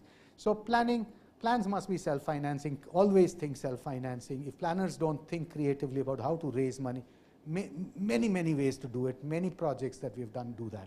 Next, please. finally, planning must involve people. Okay, next please. I mean, we do not sufficiently engage people. This British style thing of give me your objections, suggestions, next please, this is simply not going to work. Okay, this was okay when the people were, you know, when the elites could believe that they could plan for. Even today, when I speak with many officers, they say, "Yaar, dekh lenge baad mein." You know, I say, "No, sir. The people are not like they were earlier. Urban populations, they want to know what is being done." Next, please. So planners must, you know, and people are protesting everywhere, citizens groups, etc. And this protest is seen everywhere. You know, next, please. Here you have Ranchi master plan. There's a morcha against Ranchi master plan. I mean, everywhere we are seeing that planners are facing this. Next, please. Okay, so planners have to develop a new style of working. I don't mean participatory and all that. We'll talk about that later. But I mean consultation, definitely. You better consult people. Show your plan to people and quickly learn from what they are saying. You do have some expertise that you have to use. So that's, you know, develop new methods. Next, please. You know, do presentations, show things to people. Next, please. You know, hold stakeholder meetings of this sort. Next, please. You know, this is a real estate fair in which one of our plans was put up, and we said, okay, here's a plan along with the real estate fair. Take a look at it. Next, please. Make models. Next, please. Make brochures of various sorts. This is never taught in planning school, how to actively engage with. Next, please. You know, here's a very good one from Greater Mumbai plan, you know, how to read a development plan, etc. At least they're making an attempt to get people to understand. Next, please. You know, or websites of various sorts. Next, please. So planning cannot work unless people understand plans and support them. Okay, next, please. So making planning work in India. Next, please. Few last statements. You know, we're going through an epochal transformation. After the agricultural revolution, the urban revolution is the most important thing that has hit our subcontinent. 10,000 years since. And it's crucial. For our development, urbanization is crucial. You can't live in villages. Next, please. Building livable, efficient, productive cities is key to reaping the benefits from urbanization. Because if you don't do that right, then actually urbanization becomes a problem, not a boon. Next, please. To do this, we need to make planning work. Next, please. It will not work unless we change our approach. So with that, thank you very much for listening to me.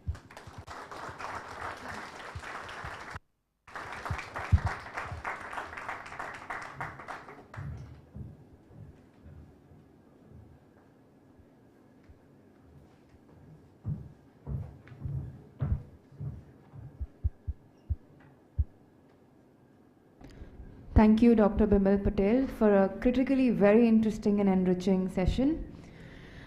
It's now our time to interact with our distinguished keynote speaker. May I kindly request our moderator for the discussion and Q&A session, Professor Kinshuk Sarkar, to kindly take over. I will very briefly introduce to you Professor Kinshuk Sarkar.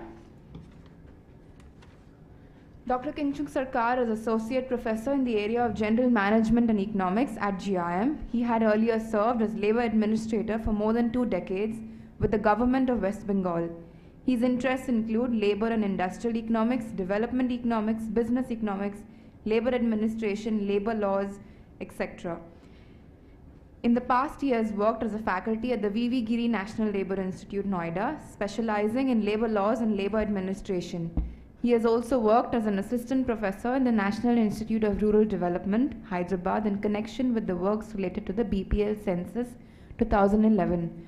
For this discussion and Q&A session, we have discussants as Professor Sebastian Morris and Mr. Dean de Cruz. May I kindly request the 2 discussants along with the keynote speaker to kindly take their place on the dais.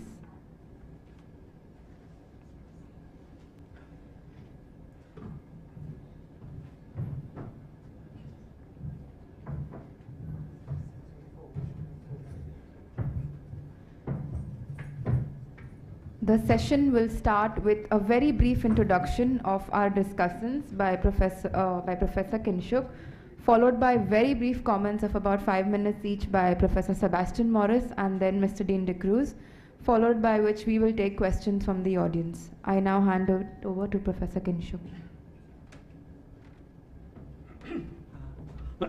Good evening all. Without much ado, I just briefly introduce two of our keynote speakers. We will be starting with Professor Sebastian Morris. Professor Morris is Senior Professor and Chair of the Center for Public Policy and Governance at the Goa Institute of Management. He has worked in Indian Institute of Management Ahmedabad for more than 25 years, teaching, researching and consulting. His principal interests are in the Indian economy, infrastructure development and regulation, the public sector and the governance, international trade, investments, macroeconomics and small industry.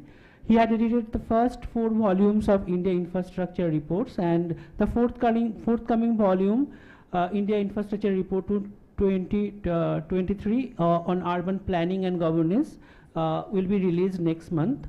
He has a deep interest in the training of senior civil servants.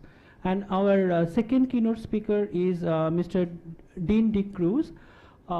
He's a graduate from JJ College of Architecture, Mumbai, and he has set up also his own activities. He started practicing architecture in Goa since 1989, continuing to co-found Mosaic Design Architectural Wing in 2001. Sustainability has been at the core of his design ethos, gradually gaining shape and recognition with the urgency of climate change since 2012. He has conducted numerous workshops and seminars on architecture, planning and environment, with works and articles published in leading magazines in India and abroad. With his interest in collaborations, he has supported the Royal Institute of Art, Stockholm, Oxford Brookes University, UK, and Pratt Institute, New York. So I will now invite Professor Sebastian Morris to discuss the urban planning, if you can, for next 10 to 12 minutes.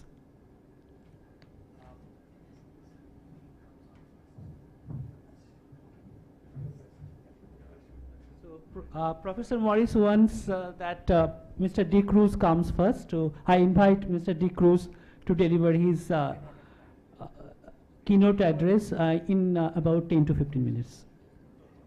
Yeah, see, I said that because, I've been in touch with Dr. Bimal Patel, and nearly all of the things that he has said, I vehemently agree with, and therefore I thought, a dean should come on first. Okay. Mr. Dean, please.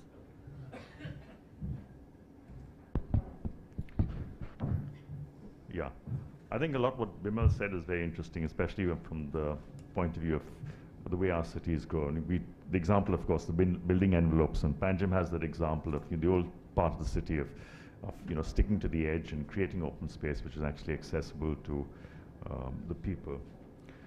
So a lot of these are very progressive ideas. There are a few differences, of course, which we need to look at. Some of the statements are very strong in terms of what Bimal said about the urbanization. I understand India is about 35–40% urban at the moment, and whereas a lot of the countries abroad are closing in about 80% urbanization. And you made a statement that villages are no longer valid in a way, and urbanization is the way to go. That's rather strong, especially for us looking in Goa, where we see people running away from the cities and actually coming to Goa to escape the sort of the wrath of urbanization that's taking place. And can we have a model in which there is a rural-urban mix which creates livability in our environments, where we have this connected nature, especially in places which are eco-sensitive like Goa? Because cities are failing. We can see examples of smart cities, for example. Of the 100 smart cities envisioned, 68 of them have not achieved their goals or even close to their goals. So planning, as you said, is a double-edged sword, and not achieving what it's really meant to be done. Another statement you made was really about participatory planning, where you said maybe it doesn't work. I wasn't exactly sure about what you meant about that, because under the 73rd and 74th Amendment, we're really looking at how do we actually involve people in it, because it's been extremely top-down process of planning. We experiment with with it in at least a participatory planning process in creating the regional plan 2021, where we attempted to sort of bring planning to the people. And it was a great learning process for a lot of us, people who worked on the plan, people who looked at the plan and took part in it. And I think it's no doubt something which is an ongoing process if people really understand what planning was all about. But it's something which people need to be involved in at a greater process, because we can see that the politics of planning is quite destructive, especially with land values that are going up constantly. And land has become a commodity which one deals with. In fact, when Charles Greer, Edgar, myself, Rahul Rixat worked on the regional plan, and we're tearing our hair out in terms of how do we actually control speculative development, because a lot of illicit money seems to be parked in land, and how do we actually prevent something like that? And so Charles, of course, in jest said, we should be growing drugs over here, because if you look at places in South America, all this land is actually sort of changes hands through drugs, and land prices are very low. So how do we actually take land out of this speculative development and make it affordable for people? I think is a big question. But when we look at also planning, I mean, there are so many examples of how do we look at economics of development, and there are examples, of course, that the donut economy. If some of you haven't heard of it, it's really about creating circular economies, but a circular economy in which has great depth to it, an economy in which you have a social foundation, as they call, and an ecological ceiling to it. So really you're looking at the social aspects of planning, and you're also looking at the environmental aspects of planning in it. So the social aspects, of course, would be how do you look at housing, how do you look at education, and the ecological aspects would be how are you looking at climate change, are you looking at clean water resources, how are you looking at biological diversity. And these are extremely important for us, especially in this rural-urban mix that we have in Goa. And we have a lot to lose in Goa if planning doesn't go well. I mean, we have this unique, and the reason why a lot of people come here to study Goa because of this unique nature that we have of this rural-urban mix, of a great cultural diversity, of a place that's emerging. Of course, it's changing through its changing demography. It's a tourist destination, a great natural and built heritage, ecologically sensitive areas, and with tremendous pressures in it. So how do we actually look at a plan that is protective in nature, and yet something which is progressive and looks at the future as well? When we worked on the regional plan in Goa, where we actually gave plans to people, each village, of course, put down its aspirations. And it was a really exciting period of time for people to actually put down their aspirations. I mean, when you work, say, for example, in the Para village, people put down their nature trails, they put down their bird nesting sites, names of fields that they were familiar with, of ecological areas, sensitive areas that they were familiar with. So you could see that great possession that they had of the land around them. So it's important that people connect to a plan and create a plan which they feel is theirs. So in doing this, we need to understand how people can be brought on board. You mentioned that, say, planners, for example, are insensitive to a lot, or planning processes are really redundant at times. So how do we create a new paradigm of planning in which people are involved, in which no doubt market forces also take place? But I think especially in Goa, the way things are going today, we've had amendments to the law, the 16B, the 17.2, which is sought to correct the regional plan. Not that the regional plan was perfect. I mean, there are a lot of defects that need to be addressed in a regional plan. It's part of a growth process. But how do we actually correct these things and involve the people, I think is a big question. Yeah, I think with that, I have said what I need to. Professor Morris, you can please discuss making urban planning work in India.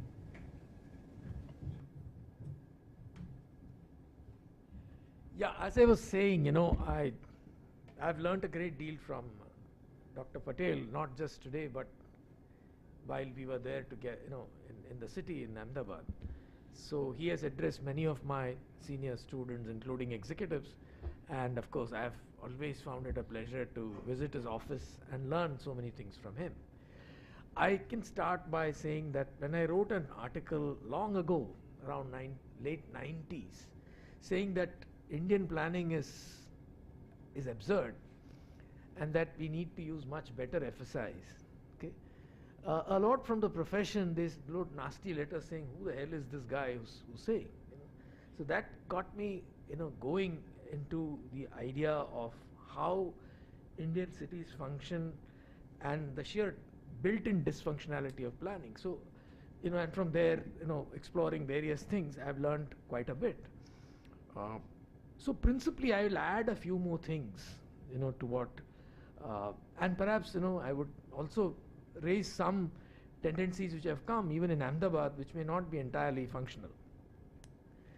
Okay, the first thing that I would say is that I vehemently agree and with the idea that to all our problems, particularly public problems, whether it's the police which doesn't function, or cities and roads which get congested, it's not a problem of population, it's not a problem of behavior or attitude, but at the core there is a discoverable, correctable problem in either the law, the framework, or the policy, and so on. Okay? And I have been arguing this in the various India infrastructure reports, and we'll soon have a report on urban planning and governance. We have quoted Bimal extensively, but we could not get him to write because he was very busy. Otherwise, he had been writing in these reports as well. So having said that, let me just add a few more points. If we look at, say, Bangalore, and I've spent hours looking at, the footprints of Indian cities versus that of, more functional cities and so on.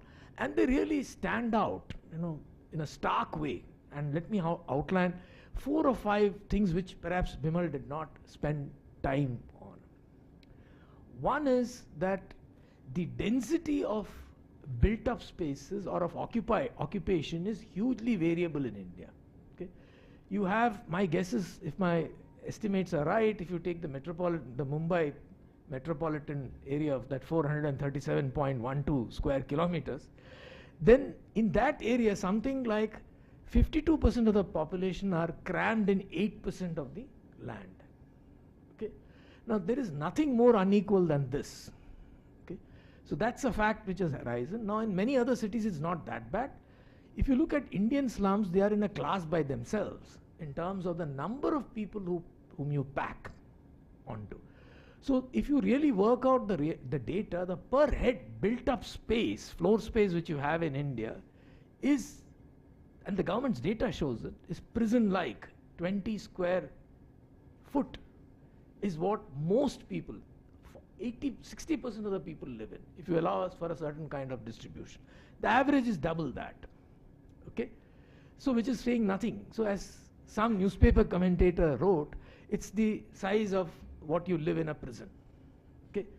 So this is a design error. Why does it happen? Bimal brought out the whole thing in great detail. Let me just, I won't say add, but built on this company town idea. So when you plan as if you're planning for an imperial Lutyens Delhi, okay? Remember, Lutyens Delhi was planned for a few people who are enormously rich, who could exploit a massive country. Okay? And it was their living space, it was their space which gave them protection for the army cantonment areas. Okay? For every cantonment area in India, you had the civil lines where people slogged it out. So when you extend the same model onto planning and plan with extremely low densities, which are nothing more than housing colonies joined together without really working out articulation, okay, you have what we call the Indian result, because most of the people are outside it with extremely high people densities, and you get the mess that is there. And we can see this mess being reproduced. I mean, I've lived through Chas. I had to visit Chas and Bokaro steel plant, company town, similar to the Tatas, Jamshedpur. But you just go to the nearby Chas, which was the original civil lines, if you may call it, or the villages. They have grown into the real functional area of the town with its density, no footprints, absurd footprints, and so on. Okay? So I won't add to that. Let me raise 2 or 3 more points. Even when planners got the opportunity to lay out roads, they did not lay them out in grids. So one of the things that strikes you is that very few of the Indian cities have grid-like structures. Okay, grids are extremely efficient because if you take one axial direction of a grid, it can take the entire traffic. So you, in Philadelphia or in New York, I'm saying these because we are more familiar with these. But even if you look at Chinese cities or Vietnam or cities elsewhere in the world, other than losers cities as I would call, you have what are called axially complete roads. So if I have, let's say, the roads going this way and the roads going that way, then most of the roads are complete when they go from one end to the other. That means they're actually complete. And similarly, the roads are actually complete on that side. But here we have architects going around and saying we'll have Ts, you know, T junctions. So T junctions prevent movement. They bring all the traffic onto a single road.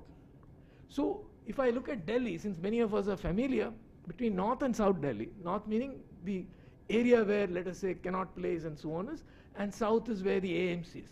Between that, there are about 4 roads which go north-south, and they're not really straight. In the same space, elsewhere in the world, in a functional city, there would be at least double, if not triple, the number of roads. So that all the roads take the traffic. And similarly here, on the other side, we have just 2, and you should ideally be having 6. But what happened to all that road space is interesting. Actually, they've got locked up. So it's not only the case that we don't have enough road space, okay? But even when we have, they're not axial, they're not grid. They can be laid out as, you know, nice, you know, stars topology, which is okay with a traffic density of a certain time. You can't have coordinated signaling with non-grids. So there is a huge problem. Even when planners look at where to expand, you'll find a funny thing happening. They look at where the traffic is highest. तो उसके ऊपर और एक road खड़ा करो, उसको widen करो. They'll never see, okay, there could have been an alternative path if I just broke this building and I could have created a parallel road. Okay. So you literally gather, so you're planning by just, you're not doing any OD. Okay. Origin, destination. That is the thing that we need to do. I'll give you horror stories like, you know, let's take here Pune. Okay. Pune has 2 roads which are highways which pass through the city. Okay. Now what are these highways? One was the original Mumbai-Pune expressway. Since Pune was planned with very low densities, and right in the middle you have the inheritors of the imperial colonial masters sitting there, namely the 2 cantonments, Khadki and Pune cantonment. I was fortunate in having been brought up in Khadki cantonment. Okay. So I lived like right in the middle of the city, as if it's a village. So the Khadki and Pune cantonments had the density of a village. So I was fortunate. We were not very rich or anything, but we had ample space. I could go out and play football in my backyard, you know, and so could many others. Now what is the price? The price is that because of these low densities and all these lands being wasted, people went all around and clobbered up all the main arterial roads, okay, including the Mumbai-Pune expressway. Now what happens is that India is the highest, and this we wrote, we have been writing about this. India is the highest amount of through traffic in cities, both freight as well as passenger. Okay? The freight traffic, my friend has estimated, is about 25 to 30% in most cities, okay, or above that. In most functional cities is less than 5%, 10%. Okay? Now why is it so? Because of the design. Okay? So you had a Mumbai-Pune expressway, now you say, okay, let's have a bypass. Okay? So you create a bypass, which is the Bangalore bypass. Okay?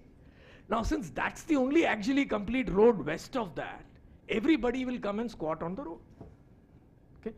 So your bypass becomes the street, correct? And today around the bypass, originally the bypass, you have the entire modern city in Pune. So if you take the gravity weight of the city on the left side of the road and on the right side of the road, the interaction coefficient, the interaction must be very high if you use a simple gravity model. And for that interaction, just by providing tunnels into the bypass, you can't accommodate. So today to cross from the left side of the highway to the right side, a distance of maybe as low as half a kilometer can often take you half an hour. Okay? Same has happened to the Sarkej Gandhinagar highway. Okay? It was a kind of a highway. Okay? But what happened? The entire city moved there. So you have in India a new phenomena which is called city center or CBD jumping or CBD splitting, which I think is a disease. Okay? So the original CBD was in the area that Bimal pointed out, namely in Ashram Road. Okay? In the first round of post-independence planning, it jumped to CG Road, but CG Road could not move, could not accommodate more commercial. It should have accommodated more commercial, but we don't have anything like hierarchical planning. What is hierarchical planning? The idea that land use, a superior land use should normally, you should just change to a superior land use rather easily with only a block concept. So that didn't happen. So therefore, now the city center has jumped to the Sarkej Gandhinagar highway. Okay? So, and this has been seen in every city. Okay? So you have extreme inefficiency of a certain kind because certain higher order functions get split into 3 or 4 places. For instance, what we call luxury shopping has been split in 3 areas in Ahmedabad. And remember, Ahmedabad is our best of the cities actually. Okay? So this is a disease and these are some of the consequences. Okay? So what happens is in Pune, the entire north-south traffic has to pass through the city. And on this Bangalore highway, people are competing. Local traffic is always competing with through traffic. And you have some of the highest accident rates. Now, let me say that safety is the least priority and deaths, and we are designing our cities, we are designing our roads to kill people. Okay? Let me just give you one evidence of that. We have more than 12% of the world's accident rates, serious accidents happening. Okay? And we have a mere 1.5% of the world's automobiles. Okay? If you measure it on the automobile kilometers, it's even worse. We have more than 10 times the average for, I'm not saying the average for the US, but perhaps the average for even saner countries, not that rich, but who are more or less in the same space that we were in, like Kuala Lumpur or Malaysia and certainly China. Why is this so? Because you're always crowding in local traffic with through traffic. Okay? Take Goa here. What happens? You have a village. People are densely packed. Why don't you just allow them to move a little bit onto the fields or into the surrounding areas so that they can space themselves out? Look at Chinese villages, look at Chinese cities, look at Southeast Asian cities, look at their villages. They are oblong. They have a grid-like pattern within. Okay? And people have moved out a little bit. Okay? So you have traffic congestion in every Indian village, by the way. You can have, it's a design thing. Okay? So we need to think better. So the other idea that I'm saying is we need to move the land in conjunction with the traffic. So if you have a village and you want a bypass on that, you need to lay out a bypass and connect it instead of letting the bypass pass and not letting the village develop. Now if you don't let the village develop, the village will move on the bypass. Okay? So the bypass will now become the new village. So this phenomena continues and we have ring roads after ring roads after ring roads. Okay? And ring roads are not functional. You can show that ring roads will never end the problem of mixing through and other traffic. This is just one problem. Okay? Now I'll give you another problem. Look at Bangalore. Okay, sorry. Look at Bangalore. I'll just leave there because sorry, I can go on this. You have a traffic problem all through. But if you really look at it from Google Earth, a redevelopment can solve it. And this is, what Bimal has been talking about with Ahmedabad. I'm just bringing a new case. He has been talking about it. Hopefully, we will have a public redevelopment policy. In the book, we are arguing that there must be a public redevelopment policy. If Bangalore's footprint, the entire Bangalore's commercial operates on a household footprint. Okay?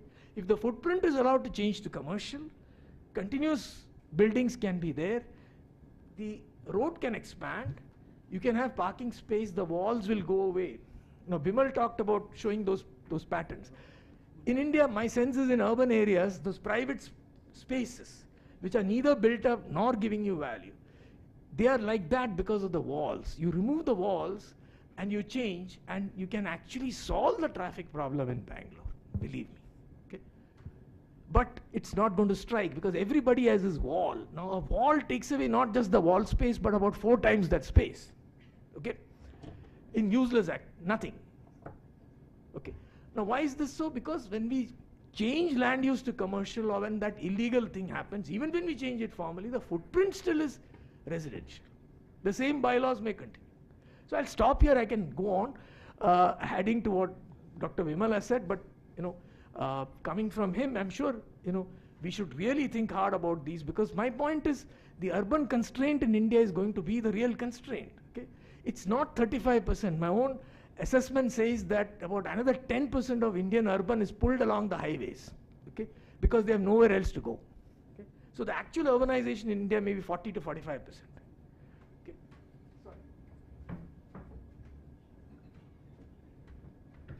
Now the stage is open for question answer session.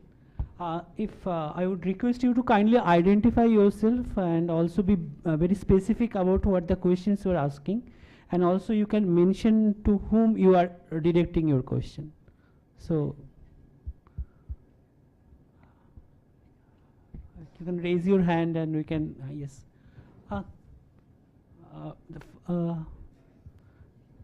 Here.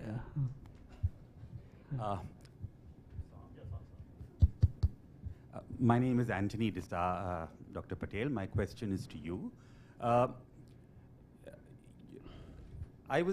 You raised this very revolutionary idea, which was very interesting, of ditching the predict, design, planning approach.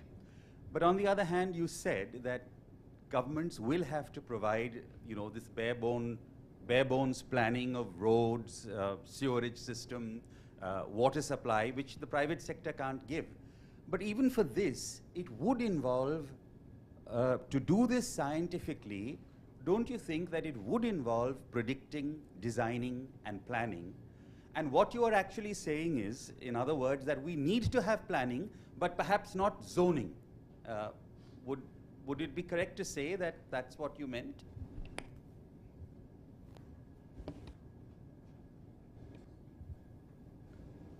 Yeah. No, I didn't mean that. I mean, you can't predict. You should accept you can't predict. Take it seriously. You can't predict. So if you couldn't predict, what would you do? Okay. What many other cities in the world have done. Provide a framework on which growth takes place with as light-handed, very light restrictions. Yeah, you got to have some restrictions. I'm not saying you don't have nothing. So, for example, you can't put up you could have a negative list of what cannot be put up in some place instead of saying this will be here.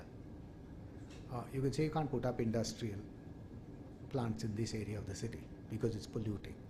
But you would have that as low restrictive as possible, because you can't predict and you can't tell people you do this here and do that here. You cannot design cities. I could have said that a city is not a bridge. City is not even a house. I mean, it's not an architectural problem at all. That is why planning is a separate discipline. Because these are different conditions in which you have to do something rudimentary and yet create some order. So that's the challenge. It's not as if it's not been done. Cities in the world, many cities in the world function extremely well. They're highly livable. Environmentally, they make a lot of sense. In fact, if you want to save the countryside, get compact cities and pack people in very livable cities. So Manhattan, for example, is the lowest carbon footprint of any city in the world. And the reason is it packs a lot of people, gives them a high quality of life. London likewise. So instead of having this half this, half that, neither this, neither that, you will have to create cities of that sort. Hong Kong, for example, is one of the world's most environmentally sensible solutions to so many people living together in one place, involved in some activity.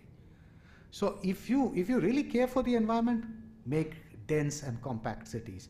And if you want to do that, you will need proper planning. That proper planning doesn't mean you design everything everywhere because you don't know what's going to come up. You actually have to be very vigilant and say, okay, this is coming up here, there are some local problems here, I'll need to solve them here, I'll need to move that here. It's not a perfect process, but that's how everything else, everything in the world has happened like that. Now let me tell you, I'm not so, I'm not a pessimist in the sense of I don't think problems can't be solved. I think problems can be solved, and in that sense I'm an optimist. Not that I know it's going to be good. Look at the history of any city that you consider to be livable today. Okay? Take Hong Kong for that matter, or take London for that matter. Today in Hong Kong, within 20 minutes you can go out into the countryside. Because it's a compact city, there's hills on either side, and if you're a compact city, you can get out into the countryside, so you can have both. You're not forced to live in, you can have. Those cities developed incrementally. They didn't get done like this overnight. They were in a very, very bad situation before, when they didn't have resources.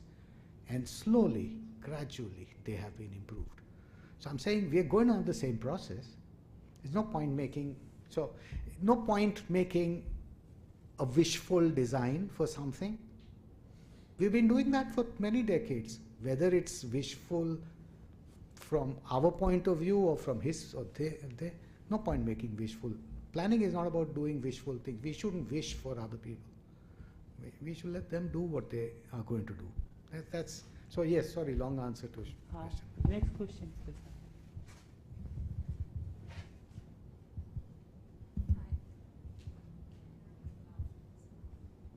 Hi, can you hear me? Yeah. Thank you. I'm Pushpara Bindu. I'm from UCL, University College London, Associate Professor in Geography and Urban Design. My question is about the pedagogic changes that we need when it comes to urban planning, and I wondered whether you could reflect on your own other side of the coin role, which is as the head of SEPT. It's very frustrating for me. I studied in India, I've studied abroad, and I would teach at UCL. It's very frustrating to see that there's hardly any curriculum change when it comes to tackling urban planning challenges in India, and I wondered whether you could tell a little bit about if any curriculum changes have been effected or experiments tried at SEPT in terms of planning. Yeah, we definitely need a curriculum change.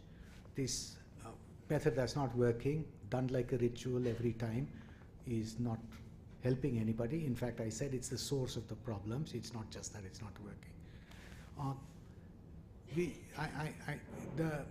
The curriculum change, I mean, at SEPT we have done a massive shift.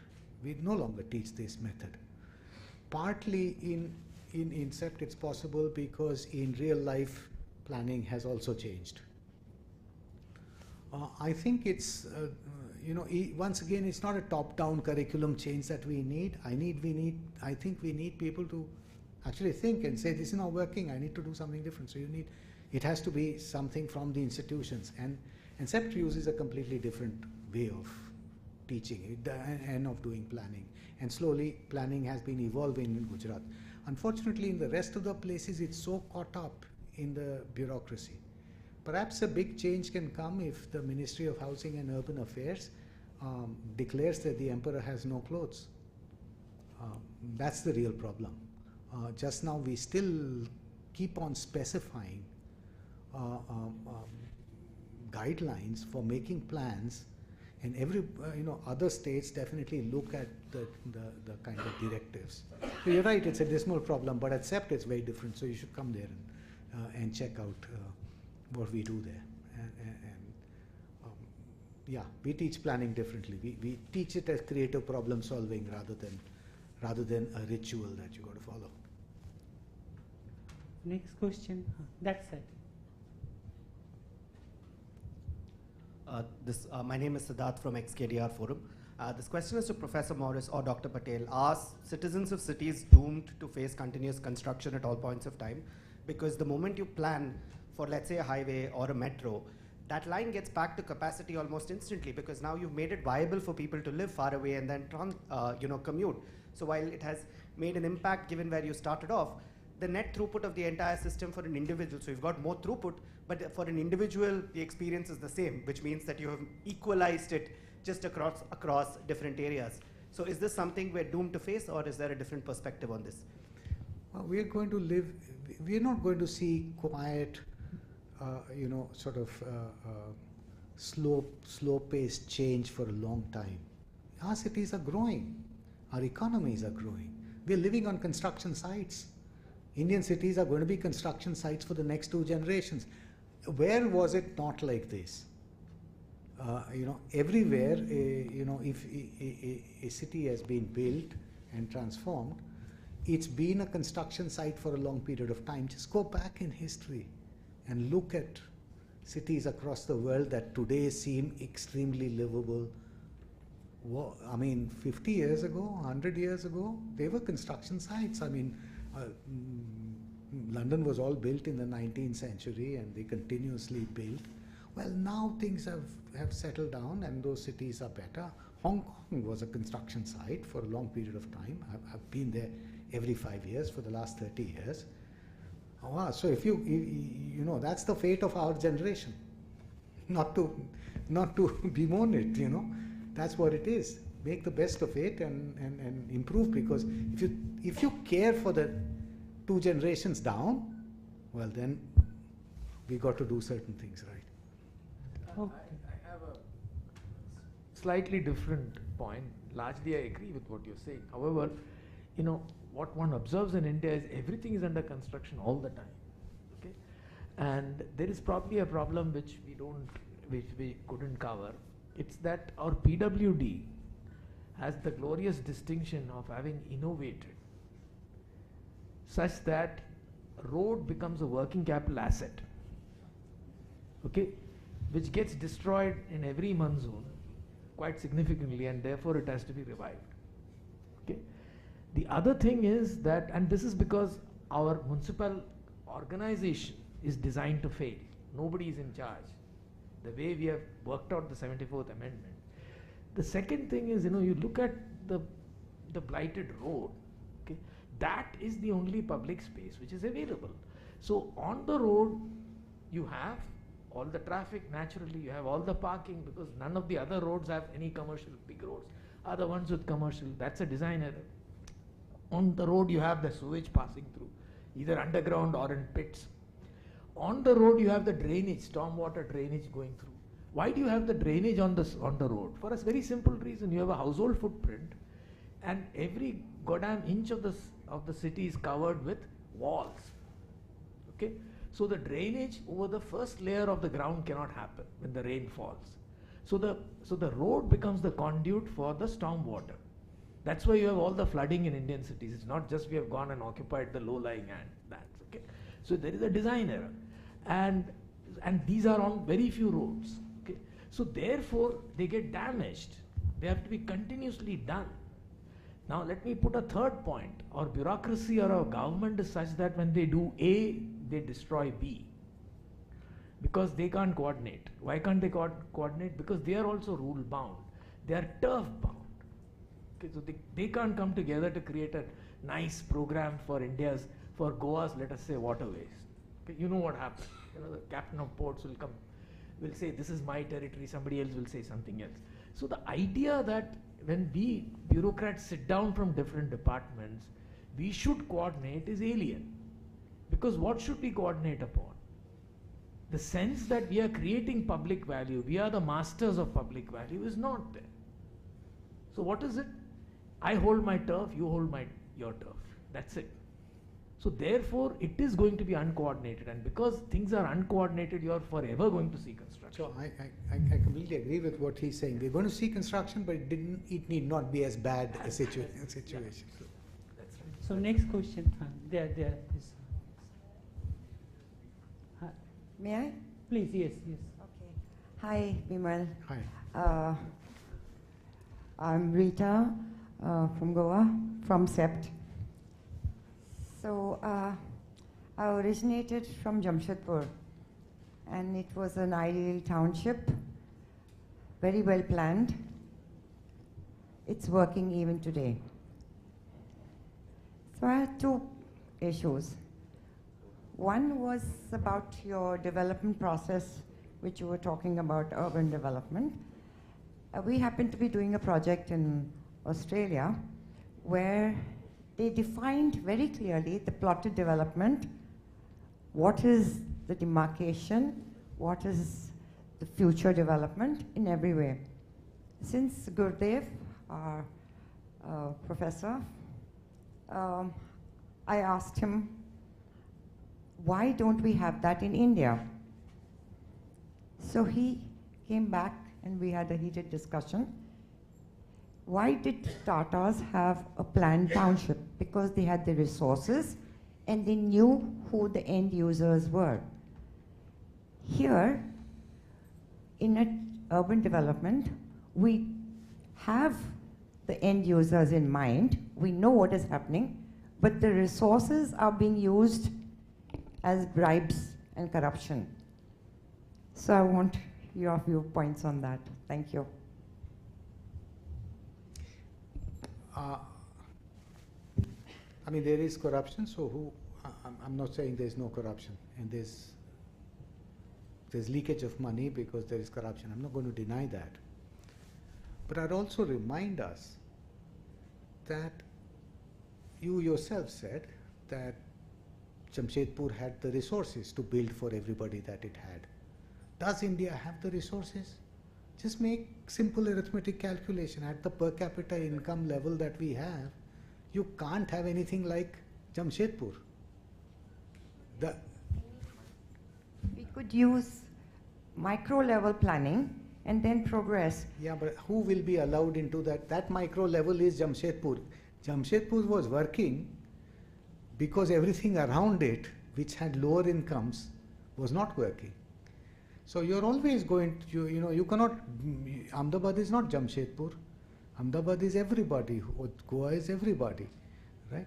So let's understand that we forget. We go to Australia, come back. We go to Europe, come back. We say, why can't we have like that? Well, you know how much money they have. It's like somebody going from a slum into Jamshedpur and saying, why can't we do like that? You say, Dad will tell the guy, say, hold on, study, get a job, get into Jamshedpur. And when all of India does that, you will be able to get that. So resource constraints are real. I'm not saying corruption is not a problem. Corruption is not the problem, not the reason why India is poor. I mean, India is poor because we just are not productive enough as yet. We're getting richer, but we are nowhere near China. We are nowhere near, we are certainly nowhere near Australia. Changing the gear. Just a point on that. A lot of our corruption may actually be caused by bad laws and bad planning and bad standards. Yeah. Okay?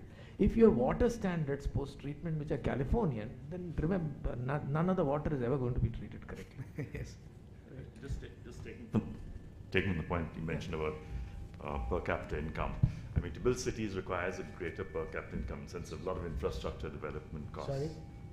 For cities, you need to have, it's really loud, a lot of infrastructure which costs money. And since you mentioned that India does not have a high per capita income, it means that to build our cities, we need a lot more money, which compared to China and America, which is lacking. And therefore, is the village model something which we can look at? A more denser village, no doubt, I fully agree that cities bring about a certain efficiency. So how do we make our villages livable instead of really pushing everyone into cities? Nobody's pushing people in. They're coming because villages can't sustain them. My question is, people who advocate village life are themselves always living in cities, by the way. Yeah? I mean, if we really believe in the village life, we ought to go live there ourselves and do agriculture. Not just live the life and do work on the apple, but go live and do agriculture in Bihar or in Rajasthan or in Gujarat. It's not viable any longer. It's not sustainable. That is why cities change. It's a deep structural change. So who will live in the villages? In a democracy, you can't tell. And there are countries in the world that have tried to stop urbanization. It's not as if it's not been tried. North Korea. They've tried, miserably failed. I mean, China, for the longest period of time, tried to keep, India also did, but China did it in much more draconian ways, as only they can do. failed miserably. Cuba tried that in very, very strong ways. So one, it has not worked. Second, who will stay in the villages? Not me, I'm not staying.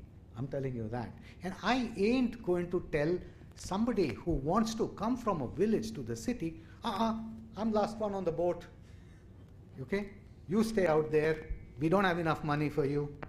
That's not, I think, tenable in a democracy. People are going to move. Urbanization is going to happen. We can either see that once it happens and we create livable, because there are countries in the world that are urbanized.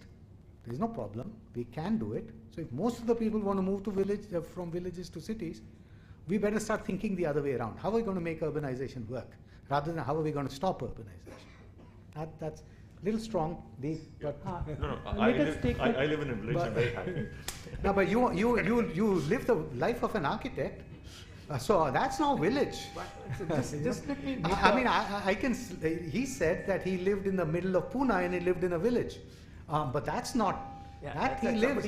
That's a different story. I mean, you know, to live in a village and to live a village in Bihar is not to work as an architect.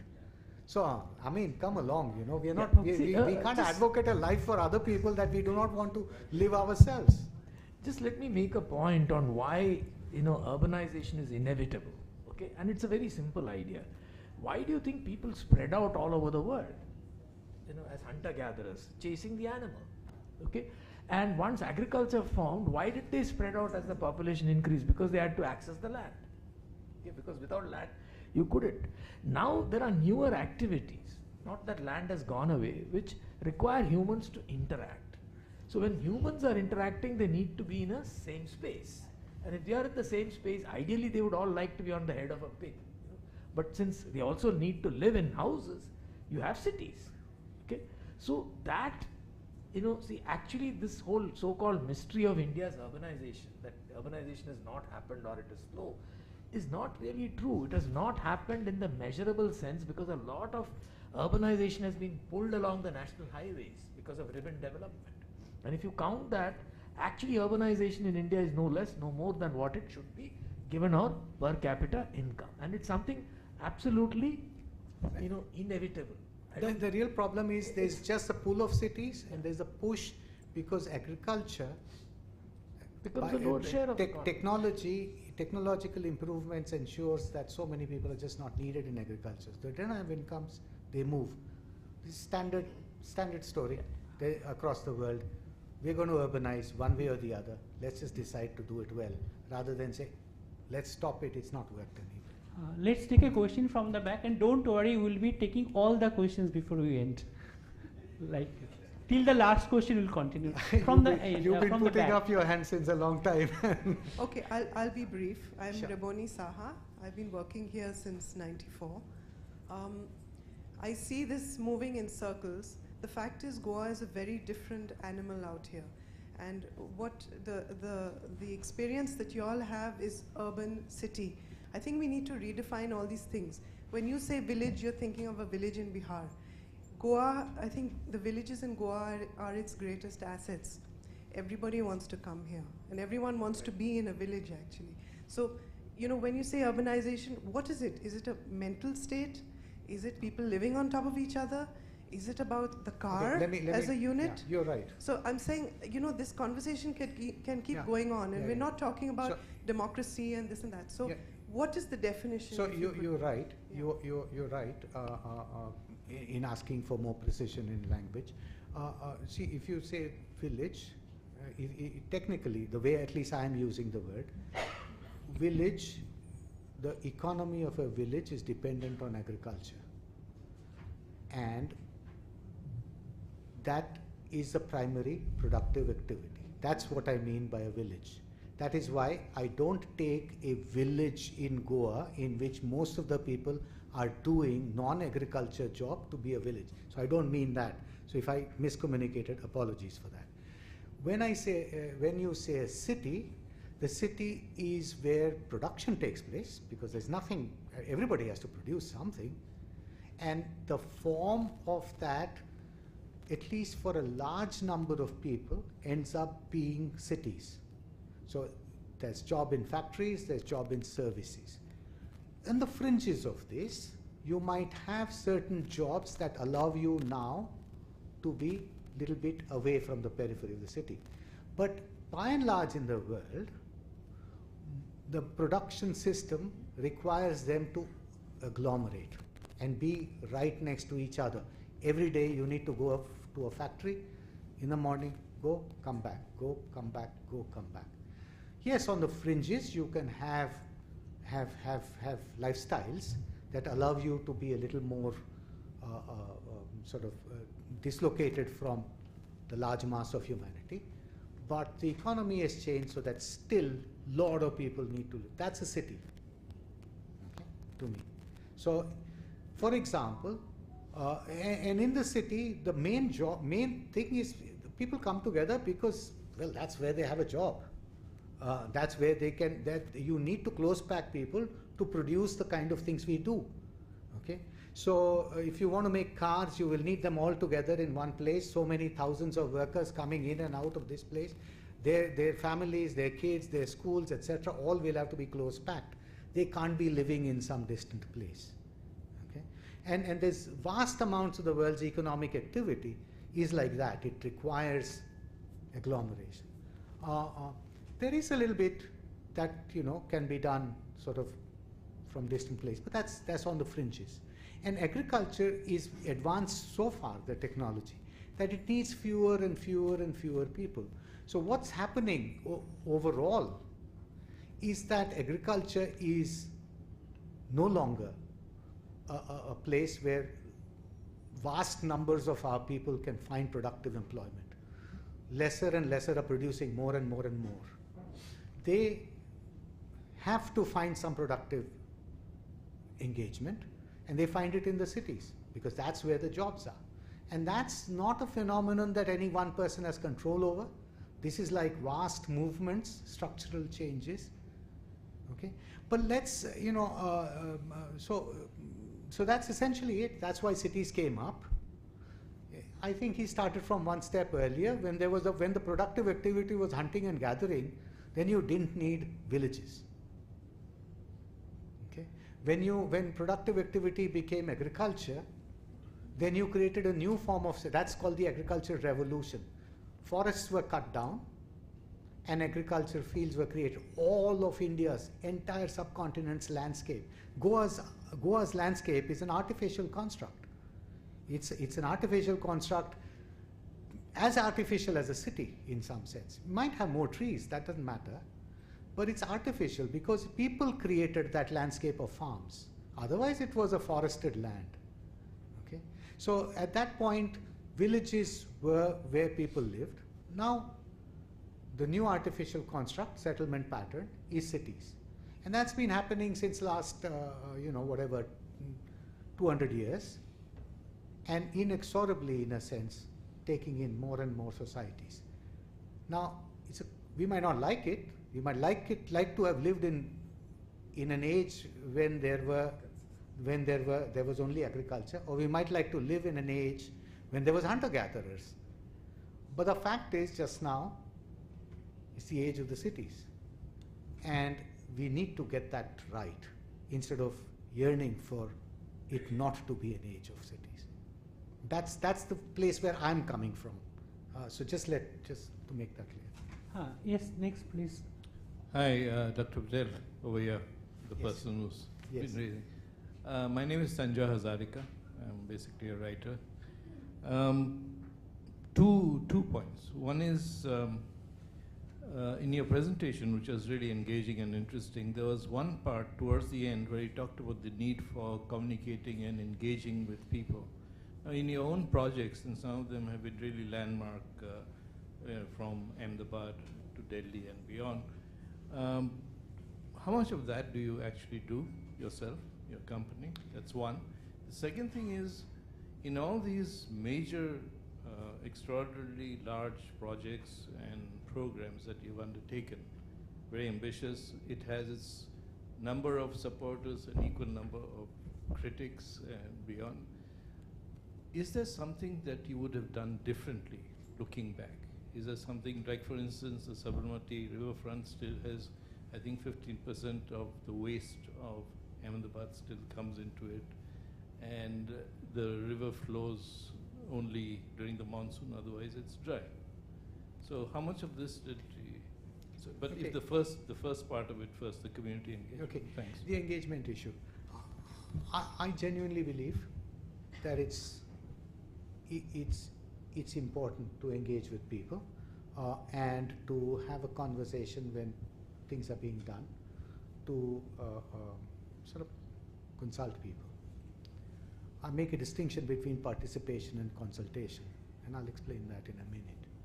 The problem is, as a society, we are not in that mode of really engaging with people. And I tell you this, it's not, people say, I think it's a very deep problem. We're still a very feudal society. It's still a very patriarchal society, where we are still very traditional in many ways. So that older people don't really believe in explaining things to younger people. Older siblings expect to be trusted. They don't expect younger siblings to be questioning them. I'm talking of the vast majority of India. Most people sitting in this room are probably not like that. In their families, in their lives, they are, we represent a very small portion of what India is like. Most places they say, "Main bolta hun, tu kar de. Just don't ask me questions, just follow what I'm doing." That's how most people in India operate. Now, it's not surprising that this culture should have seeped into all sorts of government organizations. Every time I have proposed that, listen, we should make an exhibition of this plan, somebody has told me, kya batane ki zarurat hai, wo baad mein dekh lenge, they should trust what we are doing. This is a culture, okay? It's changing, but it's changing slowly. I've seen it change in my lifetime.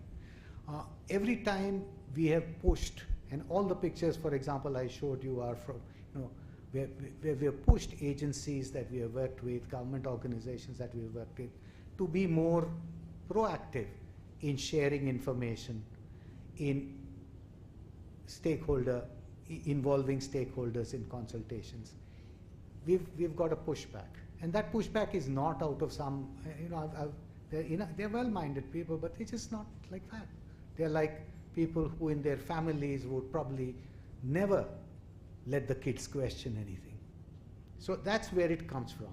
And I think as professionals, our job is to keep pushing. What's happened in India, in urban India, is that many people in government don't realize that their instincts are formed at home and in their jobs as, in the younger careers when they are villages. I say, when you come to cities, people are far more aware, they want to engage, etc. So it's going to be a tough change. It's not going to happen overnight, but it's happening slowly. And it's the job of professionals to push it and to provide government with the tools and support for government agencies, because this is public work that we're talking about, for doing this stuff. But it's going to happen slowly, and it's going to have to be because people are demanding more engagement and government has to concede a little more. And that's a process, and it doesn't happen without that process. It's not going to be perfect. And by the way, it didn't happen without that process elsewhere in the world either. It was exactly this. Slowly, levels of engagement have gone up. So that's point number one. What was the other one? The other one was about the project and riverfront. No. I mean, some of the things that you mentioned about the Sabarmati riverfront project is a complex project. I can already, from what you are saying, see that that all the facts are not. You don't know all the facts. A short answer to your question is no. The basic premise of the project still remains very, very sensible. I mean, there's everything you do in details, you think I could have done that better, and I could have done that better. But the basic premise is absolutely sterling still, which is why it is being extended further. It's not being abandoned, it's being extended further. And it's being extended with a lot of popular support for the project. Okay? Okay, so there is a lot of but that would require a whole other discussion about why that project makes sense from. Not all rivers need to be done that way. It's a very specific situation. It's a sandy bed. It's a sandy bank. It's a wide river. It's not a perennial river. The barrage is already built. It's a lake already. It's a lake since 1976. It's not a river. At least the water that stays there. And that wasn't the doing of the project. In fact, the project make use of an irrigation. The lake is for an irrigation purpose that it was done. And since there was a lake, now it was best to use it, etc. And it has many dimensions of it that its critics, I have found in general, often don't know. I have no clue, but that's not their fault always. But I wouldn't. No, I still stand by the basic premise of all the large projects that I've done. You can't do riverfront projects in little incremental bits. You have to do it large. Okay, next question, please. Please. Yeah. Sir, I'm Gaurish Dhod, the trustee of International Center here. It's nice having you all. This is not a question, but I just needed a clarification because Mr. Dean De Cruz must have put in a lot of efforts to set up a regional plan of Goa. And what has happened recently is we see a lot of changes which have been happening, peak and just done up. Because I'm just worried because if earlier times in years past, we used to see the entire zoning which has changed. For example, like a Panji, somewhere in the 80s, we got to a 2.5 FAR for our entire building. Nobody was left out. But here in Miramar areas also nowadays we see that some corner plot gets a 300 FAR, something like you just find a big building coming up there. So is it good in law, since you are an expert on a town planning, but how can this happen like that? If suppose it has to be changed, then the entire area has to be changed, right? I don't know the specific case, so I wouldn't argue for that. But see, it's like this. How do you say, my question is generally, if a plan is not implementable, forces people to not comply with it, I would say forces, or in a sense, gives reasons to politicians to tinker with it a million ways, and you still insist it's a good plan. Why? Because I think this is the way things should have been. That's not correct in my view. You have to ask a question. A plan makes sense if it is implementable. If it requires superhuman effort to implement it, forget it. You're not going to get that. If you're going to need draconian, if you need India to be a dictatorship, no, it's going to be a democracy. We are going to have politicians. We are going to have whatever we have as a system. You have to take that system as given. You're going to have commercial interests. You're going to have land prices. People are going to want to do these things. How can you leverage, take all of those constraints, within those constraints work? You can't wish away those constraints. Okay? So I'd say I'm not worried about commercial land prices rising and speculation. I'm just worried about how to get some of it into the public hands, not all of it remaining with the developers. Okay? And that's what Ahmedabad does. In fact, Ahmedabad has the richest authority, because what it does, it doesn't say I don't want speculation. It says, yeah, speculate, but some of it is mine. That's what you want to do. So you want to take some of the wealth that is created and use it for public benefit. So you don't fight against speculation, don't rail against speculation. You just figure out how that can, and what you take away can be used in a variety of ways, including to help the people who don't afford things. Okay, so it's vast amounts of resources in the Ahmedabad Municipal Corporation, because it just, in a sense, and how do you think any city or any country in the world works? Well, because its tax revenues are high. Why are tax revenues high? Well, people are making money. If people are making money, neither they will have money nor you will have money. Money's got to come from somewhere. So take that for example. Or if your plan is going to force everybody to live in slums because they can't afford it, because you've set such high, wonderful standards, what's the point of that plan? So I have a simple question. I say, go to a planning authority and say, you made a plan 10 years ago, how much of it you implemented? Well, you implemented 10%, 15%, 20%, that's failure. If your regional plan or citywide plan doesn't get implemented, don't blame everybody else, blame yourself first. In Ahmedabad, you go to the development authority and you ask them how much of your plan you implemented, 1999 plan. We go after 10 years, you ask them how much of your plan you implemented, how many roads you built, how much land you appropriated. Roads we built, I think about 97%. Infrastructure we built 87%. This we did 120%. That's the kind of numbers you will get. Well, planning's working there. I take pride in a plan that works, not pride in a plan that fails. I can keep saying it was terrific, but you know, all these people are corrupt, and all these people are greedy, and they're the commercial interests, and this is terrible and that terrible, that is why my plan failed. Come along. That's backward logic. Okay? Human beings have been human beings since the time of the Mahabharata. There's nothing different. Nothing.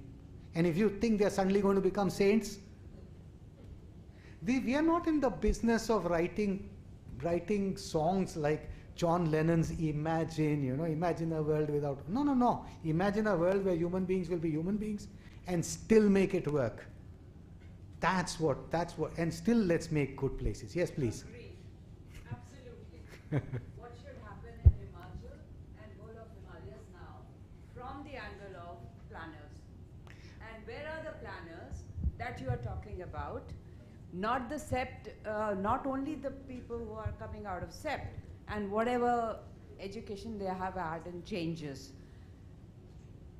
Have you seen the pictures? Yes, absolutely. And in the last 7 years or 10 years, every month one has been going and watching all these roads come up, the way the hills have been cutting. I simply request you, all of you, the three of you, please, what does come to your mind? Have we come to that threshold that this talk becomes realistic? How do we bring about the change that you're talking about? It doesn't work. Planning doesn't work. I completely agree with you. Agree with you. How to make it work? Let me put it this way. You know, it's colossal failure of planning in the Himalayas, what's happening just now.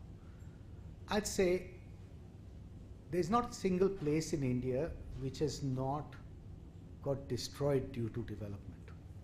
I also remember coming to Goa all these years, and over the years, it's sort of, somehow you feel a little less. And this is the same in the city that I grew up in. Okay? So, everywhere, development is development, when I say development, I mean growth is causing problems. There's two things to keep in mind. And I always take the long view, because in my business you can't take the short view. Okay? Look back at what countries where we think people are managing well, what they were like when urbanization first hit them. If you want a little bit of sort of what happened when they were first hit by. Charles Dickens. Read London. What was London like? If you've seen, if you want to see movies, then you go see what Paris was like, what Manchester was like. Read Karl Marx. Okay, about what London was like, what cities in the West were like. They had worse slums. They had worse pollution. They had horrible environmental conditions. And today, all those places are very different. incrementally improved, I'd love to, love to live in any one of those cities. So how did they do it? Did anybody get it right day one? Did the Chinese cities work out right day one? So all I'm saying is, 1727, Jaipur was built, designed well, and lived in. We have many examples. I really am looking forward to the creative thoughts that you have shared today about changing planning. Accept it. It's not working. What are the steps that you feel? Because we immediately need it, and you are an influential man right now in India. that's not fair. That's not fair. It's not my burden. That's not, you see, we all know, we have been watching. And so I'm really asking you very sincerely, if somebody comes to you, which is likely to happen, how would you change things that have happened in Himalayas that it should not happen anywhere? Well, Himalayas, I Or wouldn't. what are the steps that I wouldn't hazard a guess in Himalayas because I really don't know that region well enough, so I wouldn't really say what needs to be done. But there are things that changing how. See, planning is okay. Let's look at it like this. In Gujarat, I've worked for 25 years to change planning, step by step. I mean, and continue to do so. Okay, working at municipal level, at urban development authority level and state level, and working along with lots of other people, administrative planners, as well as lots of minds need to change for a paradigm shift to happen. It doesn't happen overnight. No one person can make it happen. You cannot order a change of mindsets like that. It happens gradually. All of this change is going to have to be at the state level, cannot be at the central level. Because planning and land use and cities and urban governance is a state subject. So it's not something that you can do sitting from Delhi, period. Okay, one thing you can do is, okay, don't advocate a bad method, but beyond that, forget about it. Then,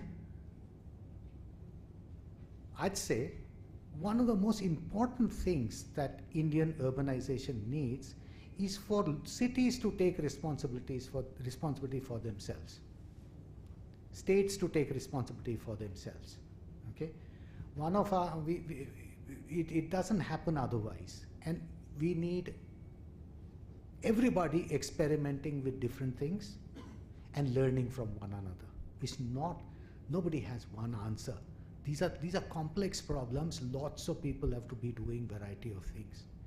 And out of that emerge the answers. That's how world over learning has happened. Now, many things, for example, that Gujarat has done, if somebody wants, we teach it to other people. We're doing it in Maharashtra, which already had that culture, but there are many other states also. They come, they look, they say, yaar, aapke wahan peripheral expansion to orderly fashion mein hota hai, kaise hota hai? Let's learn how you do it. It's a slow process. It's not overnight. And sometimes problems have to become big enough for them to be addressed. I think the Himalayas are giving that shock right now. Climate change and the kind of future that we are looking at immediate 2050 and SDG, do they figure anywhere in your idea of planning has to change? Can anybody do anything about climate change directly from a local level? You have to adapt to it. You have to adapt to it, and that's what cities are doing. Yeah? Yes, indeed. That's what many cities world over are doing that have the resources for that. I see our cities, you must remember, are please try and understand, our cities are just now dealing with very, very basic problems. Okay, very basic problems. There are people who don't have toilets. You have some X amount of resources. So where are you going to put those resources first? It's a big political question. Okay. Now I'm not saying do this or do that, but it's a very difficult question to answer. Now if you say I'm going to spend a lot of money putting it into expensive solar grids, or am I going to make toilets?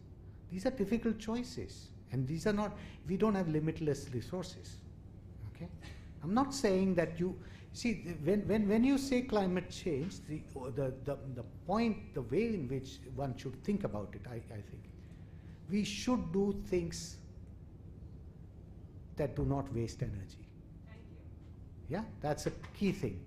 The problem starts, I mean, saying that is enough, but if you are in real decision-making situation, problem starts when it costs more to be efficient. Okay? And that is not affordable. I'll give you a simple example. When buildings have to be built, when low-cost housing has to be built, when we do 24 square meter apartments for people, which are going to cost 6 lakh rupees, and you tell me insulate it, and that's going to add another 1 lakh rupees to it, that's when the problem starts. And I don't have the money to do that. And please understand, it's not unimportant questions. I'm not trying to push it away. I'm saying resource constraint is even more real than climate change. It's as real. So tough choices will have to be made, and many countries in the world have said, okay, I'll make do with a slipper right now, I'll get a sandal afterwards. Essentially, that's sort of a philosophy. So you get a slipper first, knowing full well that it's not going to last you long. You're going to have to buy 3 slippers in the lifespan of a sandal. You just don't have money to buy a pair of sandals. Now you take Hong Kong, which just now, I just extolled the virtues of Hong Kong as a very, very efficient, environmentally sensible settlement. Just look at 30 years ago, the housing they were building. Nothing environmentally sensitive about it. It was just rudimentary, 2.5 square meters. First, let's get the people housed. Then, we will, now the housing colonies that are coming up there, they're tearing down the old ones and building new ones. Cities are not built straight away. They tear down the old ones, build new ones. Those built new ones are far more energy efficient than the very first ones that they built. So these are difficult questions, and all I'm asking for is that we shouldn't expect miracles to happen. That's what I'm saying. And we have to keep making incremental improvements where we can. Next question, please. Hello. Yeah, good evening. I'm Rahul Chandavarkar. I'm a media publicity consultant based in Goa. So, good presentation, Dr. Patel. So, question to you.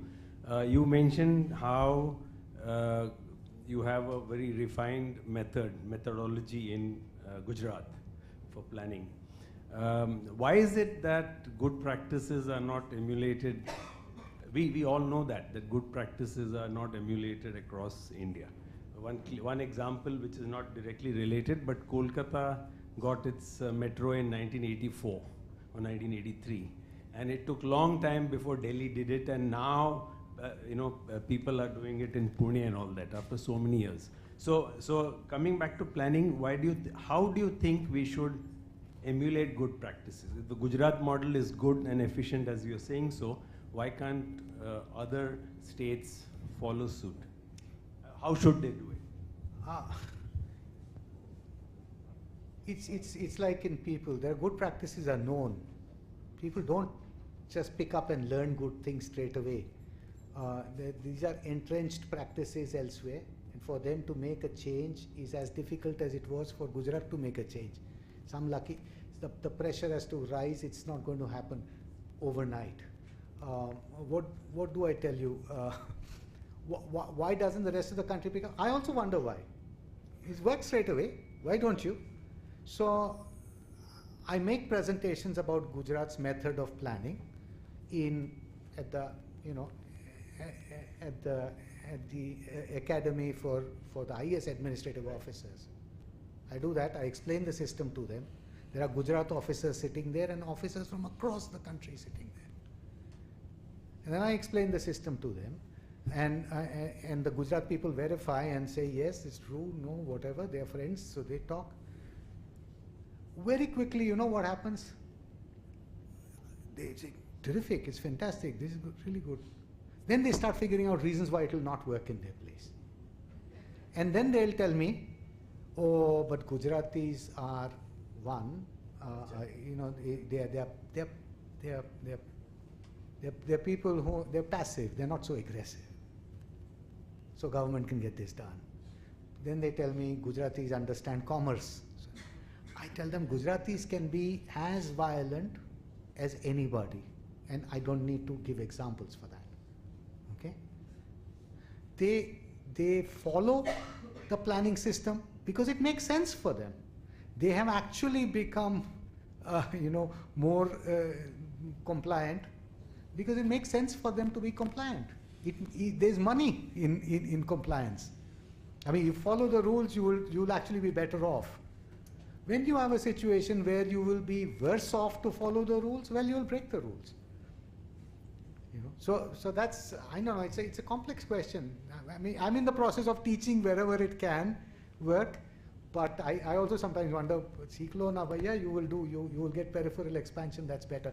I mean, I like to tell Goa, do you use acquisition? Do you use any other method than acquisition? Do you need land for roads, for amenities, for this and that? Well, go learn from Gujarat.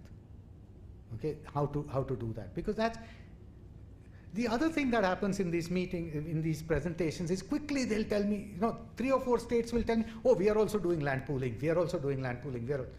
So I ask them simple questions. So how many square kilometers of land pooling, meaning this sort of planning, did you do in the last 10 years? 2 square kilometers, 3 square kilometers. That's not going to solve your problem. Gujarat did 400 square kilometers and opened up land for expansion and orderly expansion. Now, in Goa, orderly expansion will look different from what it looks like. In Ahmedabad, it looked like a grid outside the city. In Goa, it might look like, okay, this is the places where we can get growth. But you have to allow a lot more places to have growth, not say, that's precisely where I want it.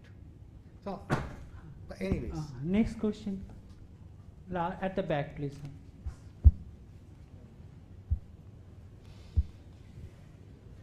Hope this. Yeah.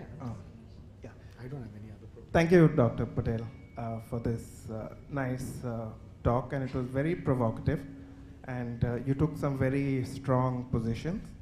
I just like to reflect on a couple of things prior to just asking my question. One is with regards to Goa, this dichotomy of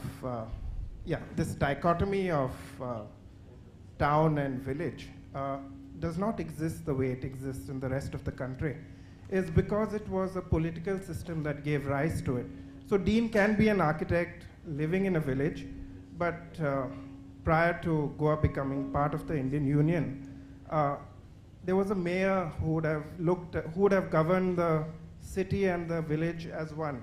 It wasn't separated. So it is a very French system of planning. So you had people living in the villages who had a lot of urban skills. It's because Panjim does not exist without, was not governed separately from Taligaon, Donapaul, wherever. So the village and the town was governed by a mayor. And so I just want to bring this point up. You keep saying about cities not being built in a generation, but many generations. I think what we could also look at is the role of the mayor. And if you look at the big cities of India, I don't even know who the mayor of Ahmedabad is, or Mumbai, or Bangalore. And I think this is a problem that is politically driven.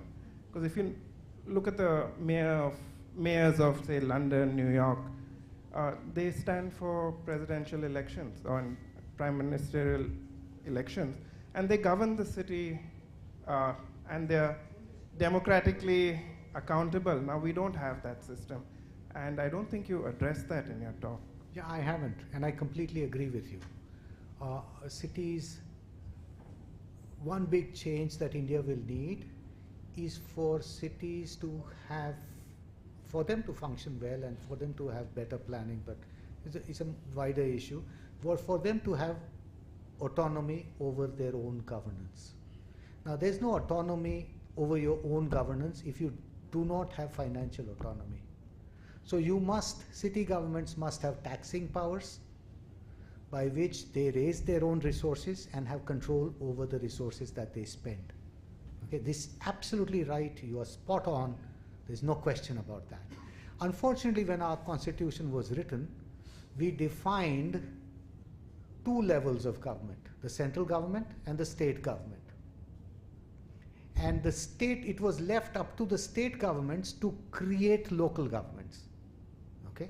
So that's how the constitution was written up. Now, guess what? When the state government writes up a constitution for a local government, it's not going to give it autonomy. It's going to say, you will stay under my thumb. And that's how all cities in India function. So Ahmedabad, Surat, Baroda, all cities in Gujarat, everywhere. I don't know the system in Goa well enough, but in Rajasthan, Maharashtra, all these big states, the state government has written up a constitution for city governments such that the cities have no autonomy. Okay? So we have elections, they are allowed to form, there are corporators, there are elected, but if you actually look at the powers they are very, very limited. And I often tell people in Ahmedabad, so the real power in Ahmedabad stands with the administrative head who is appointed by the state government. So the municipal commissioner really holds power.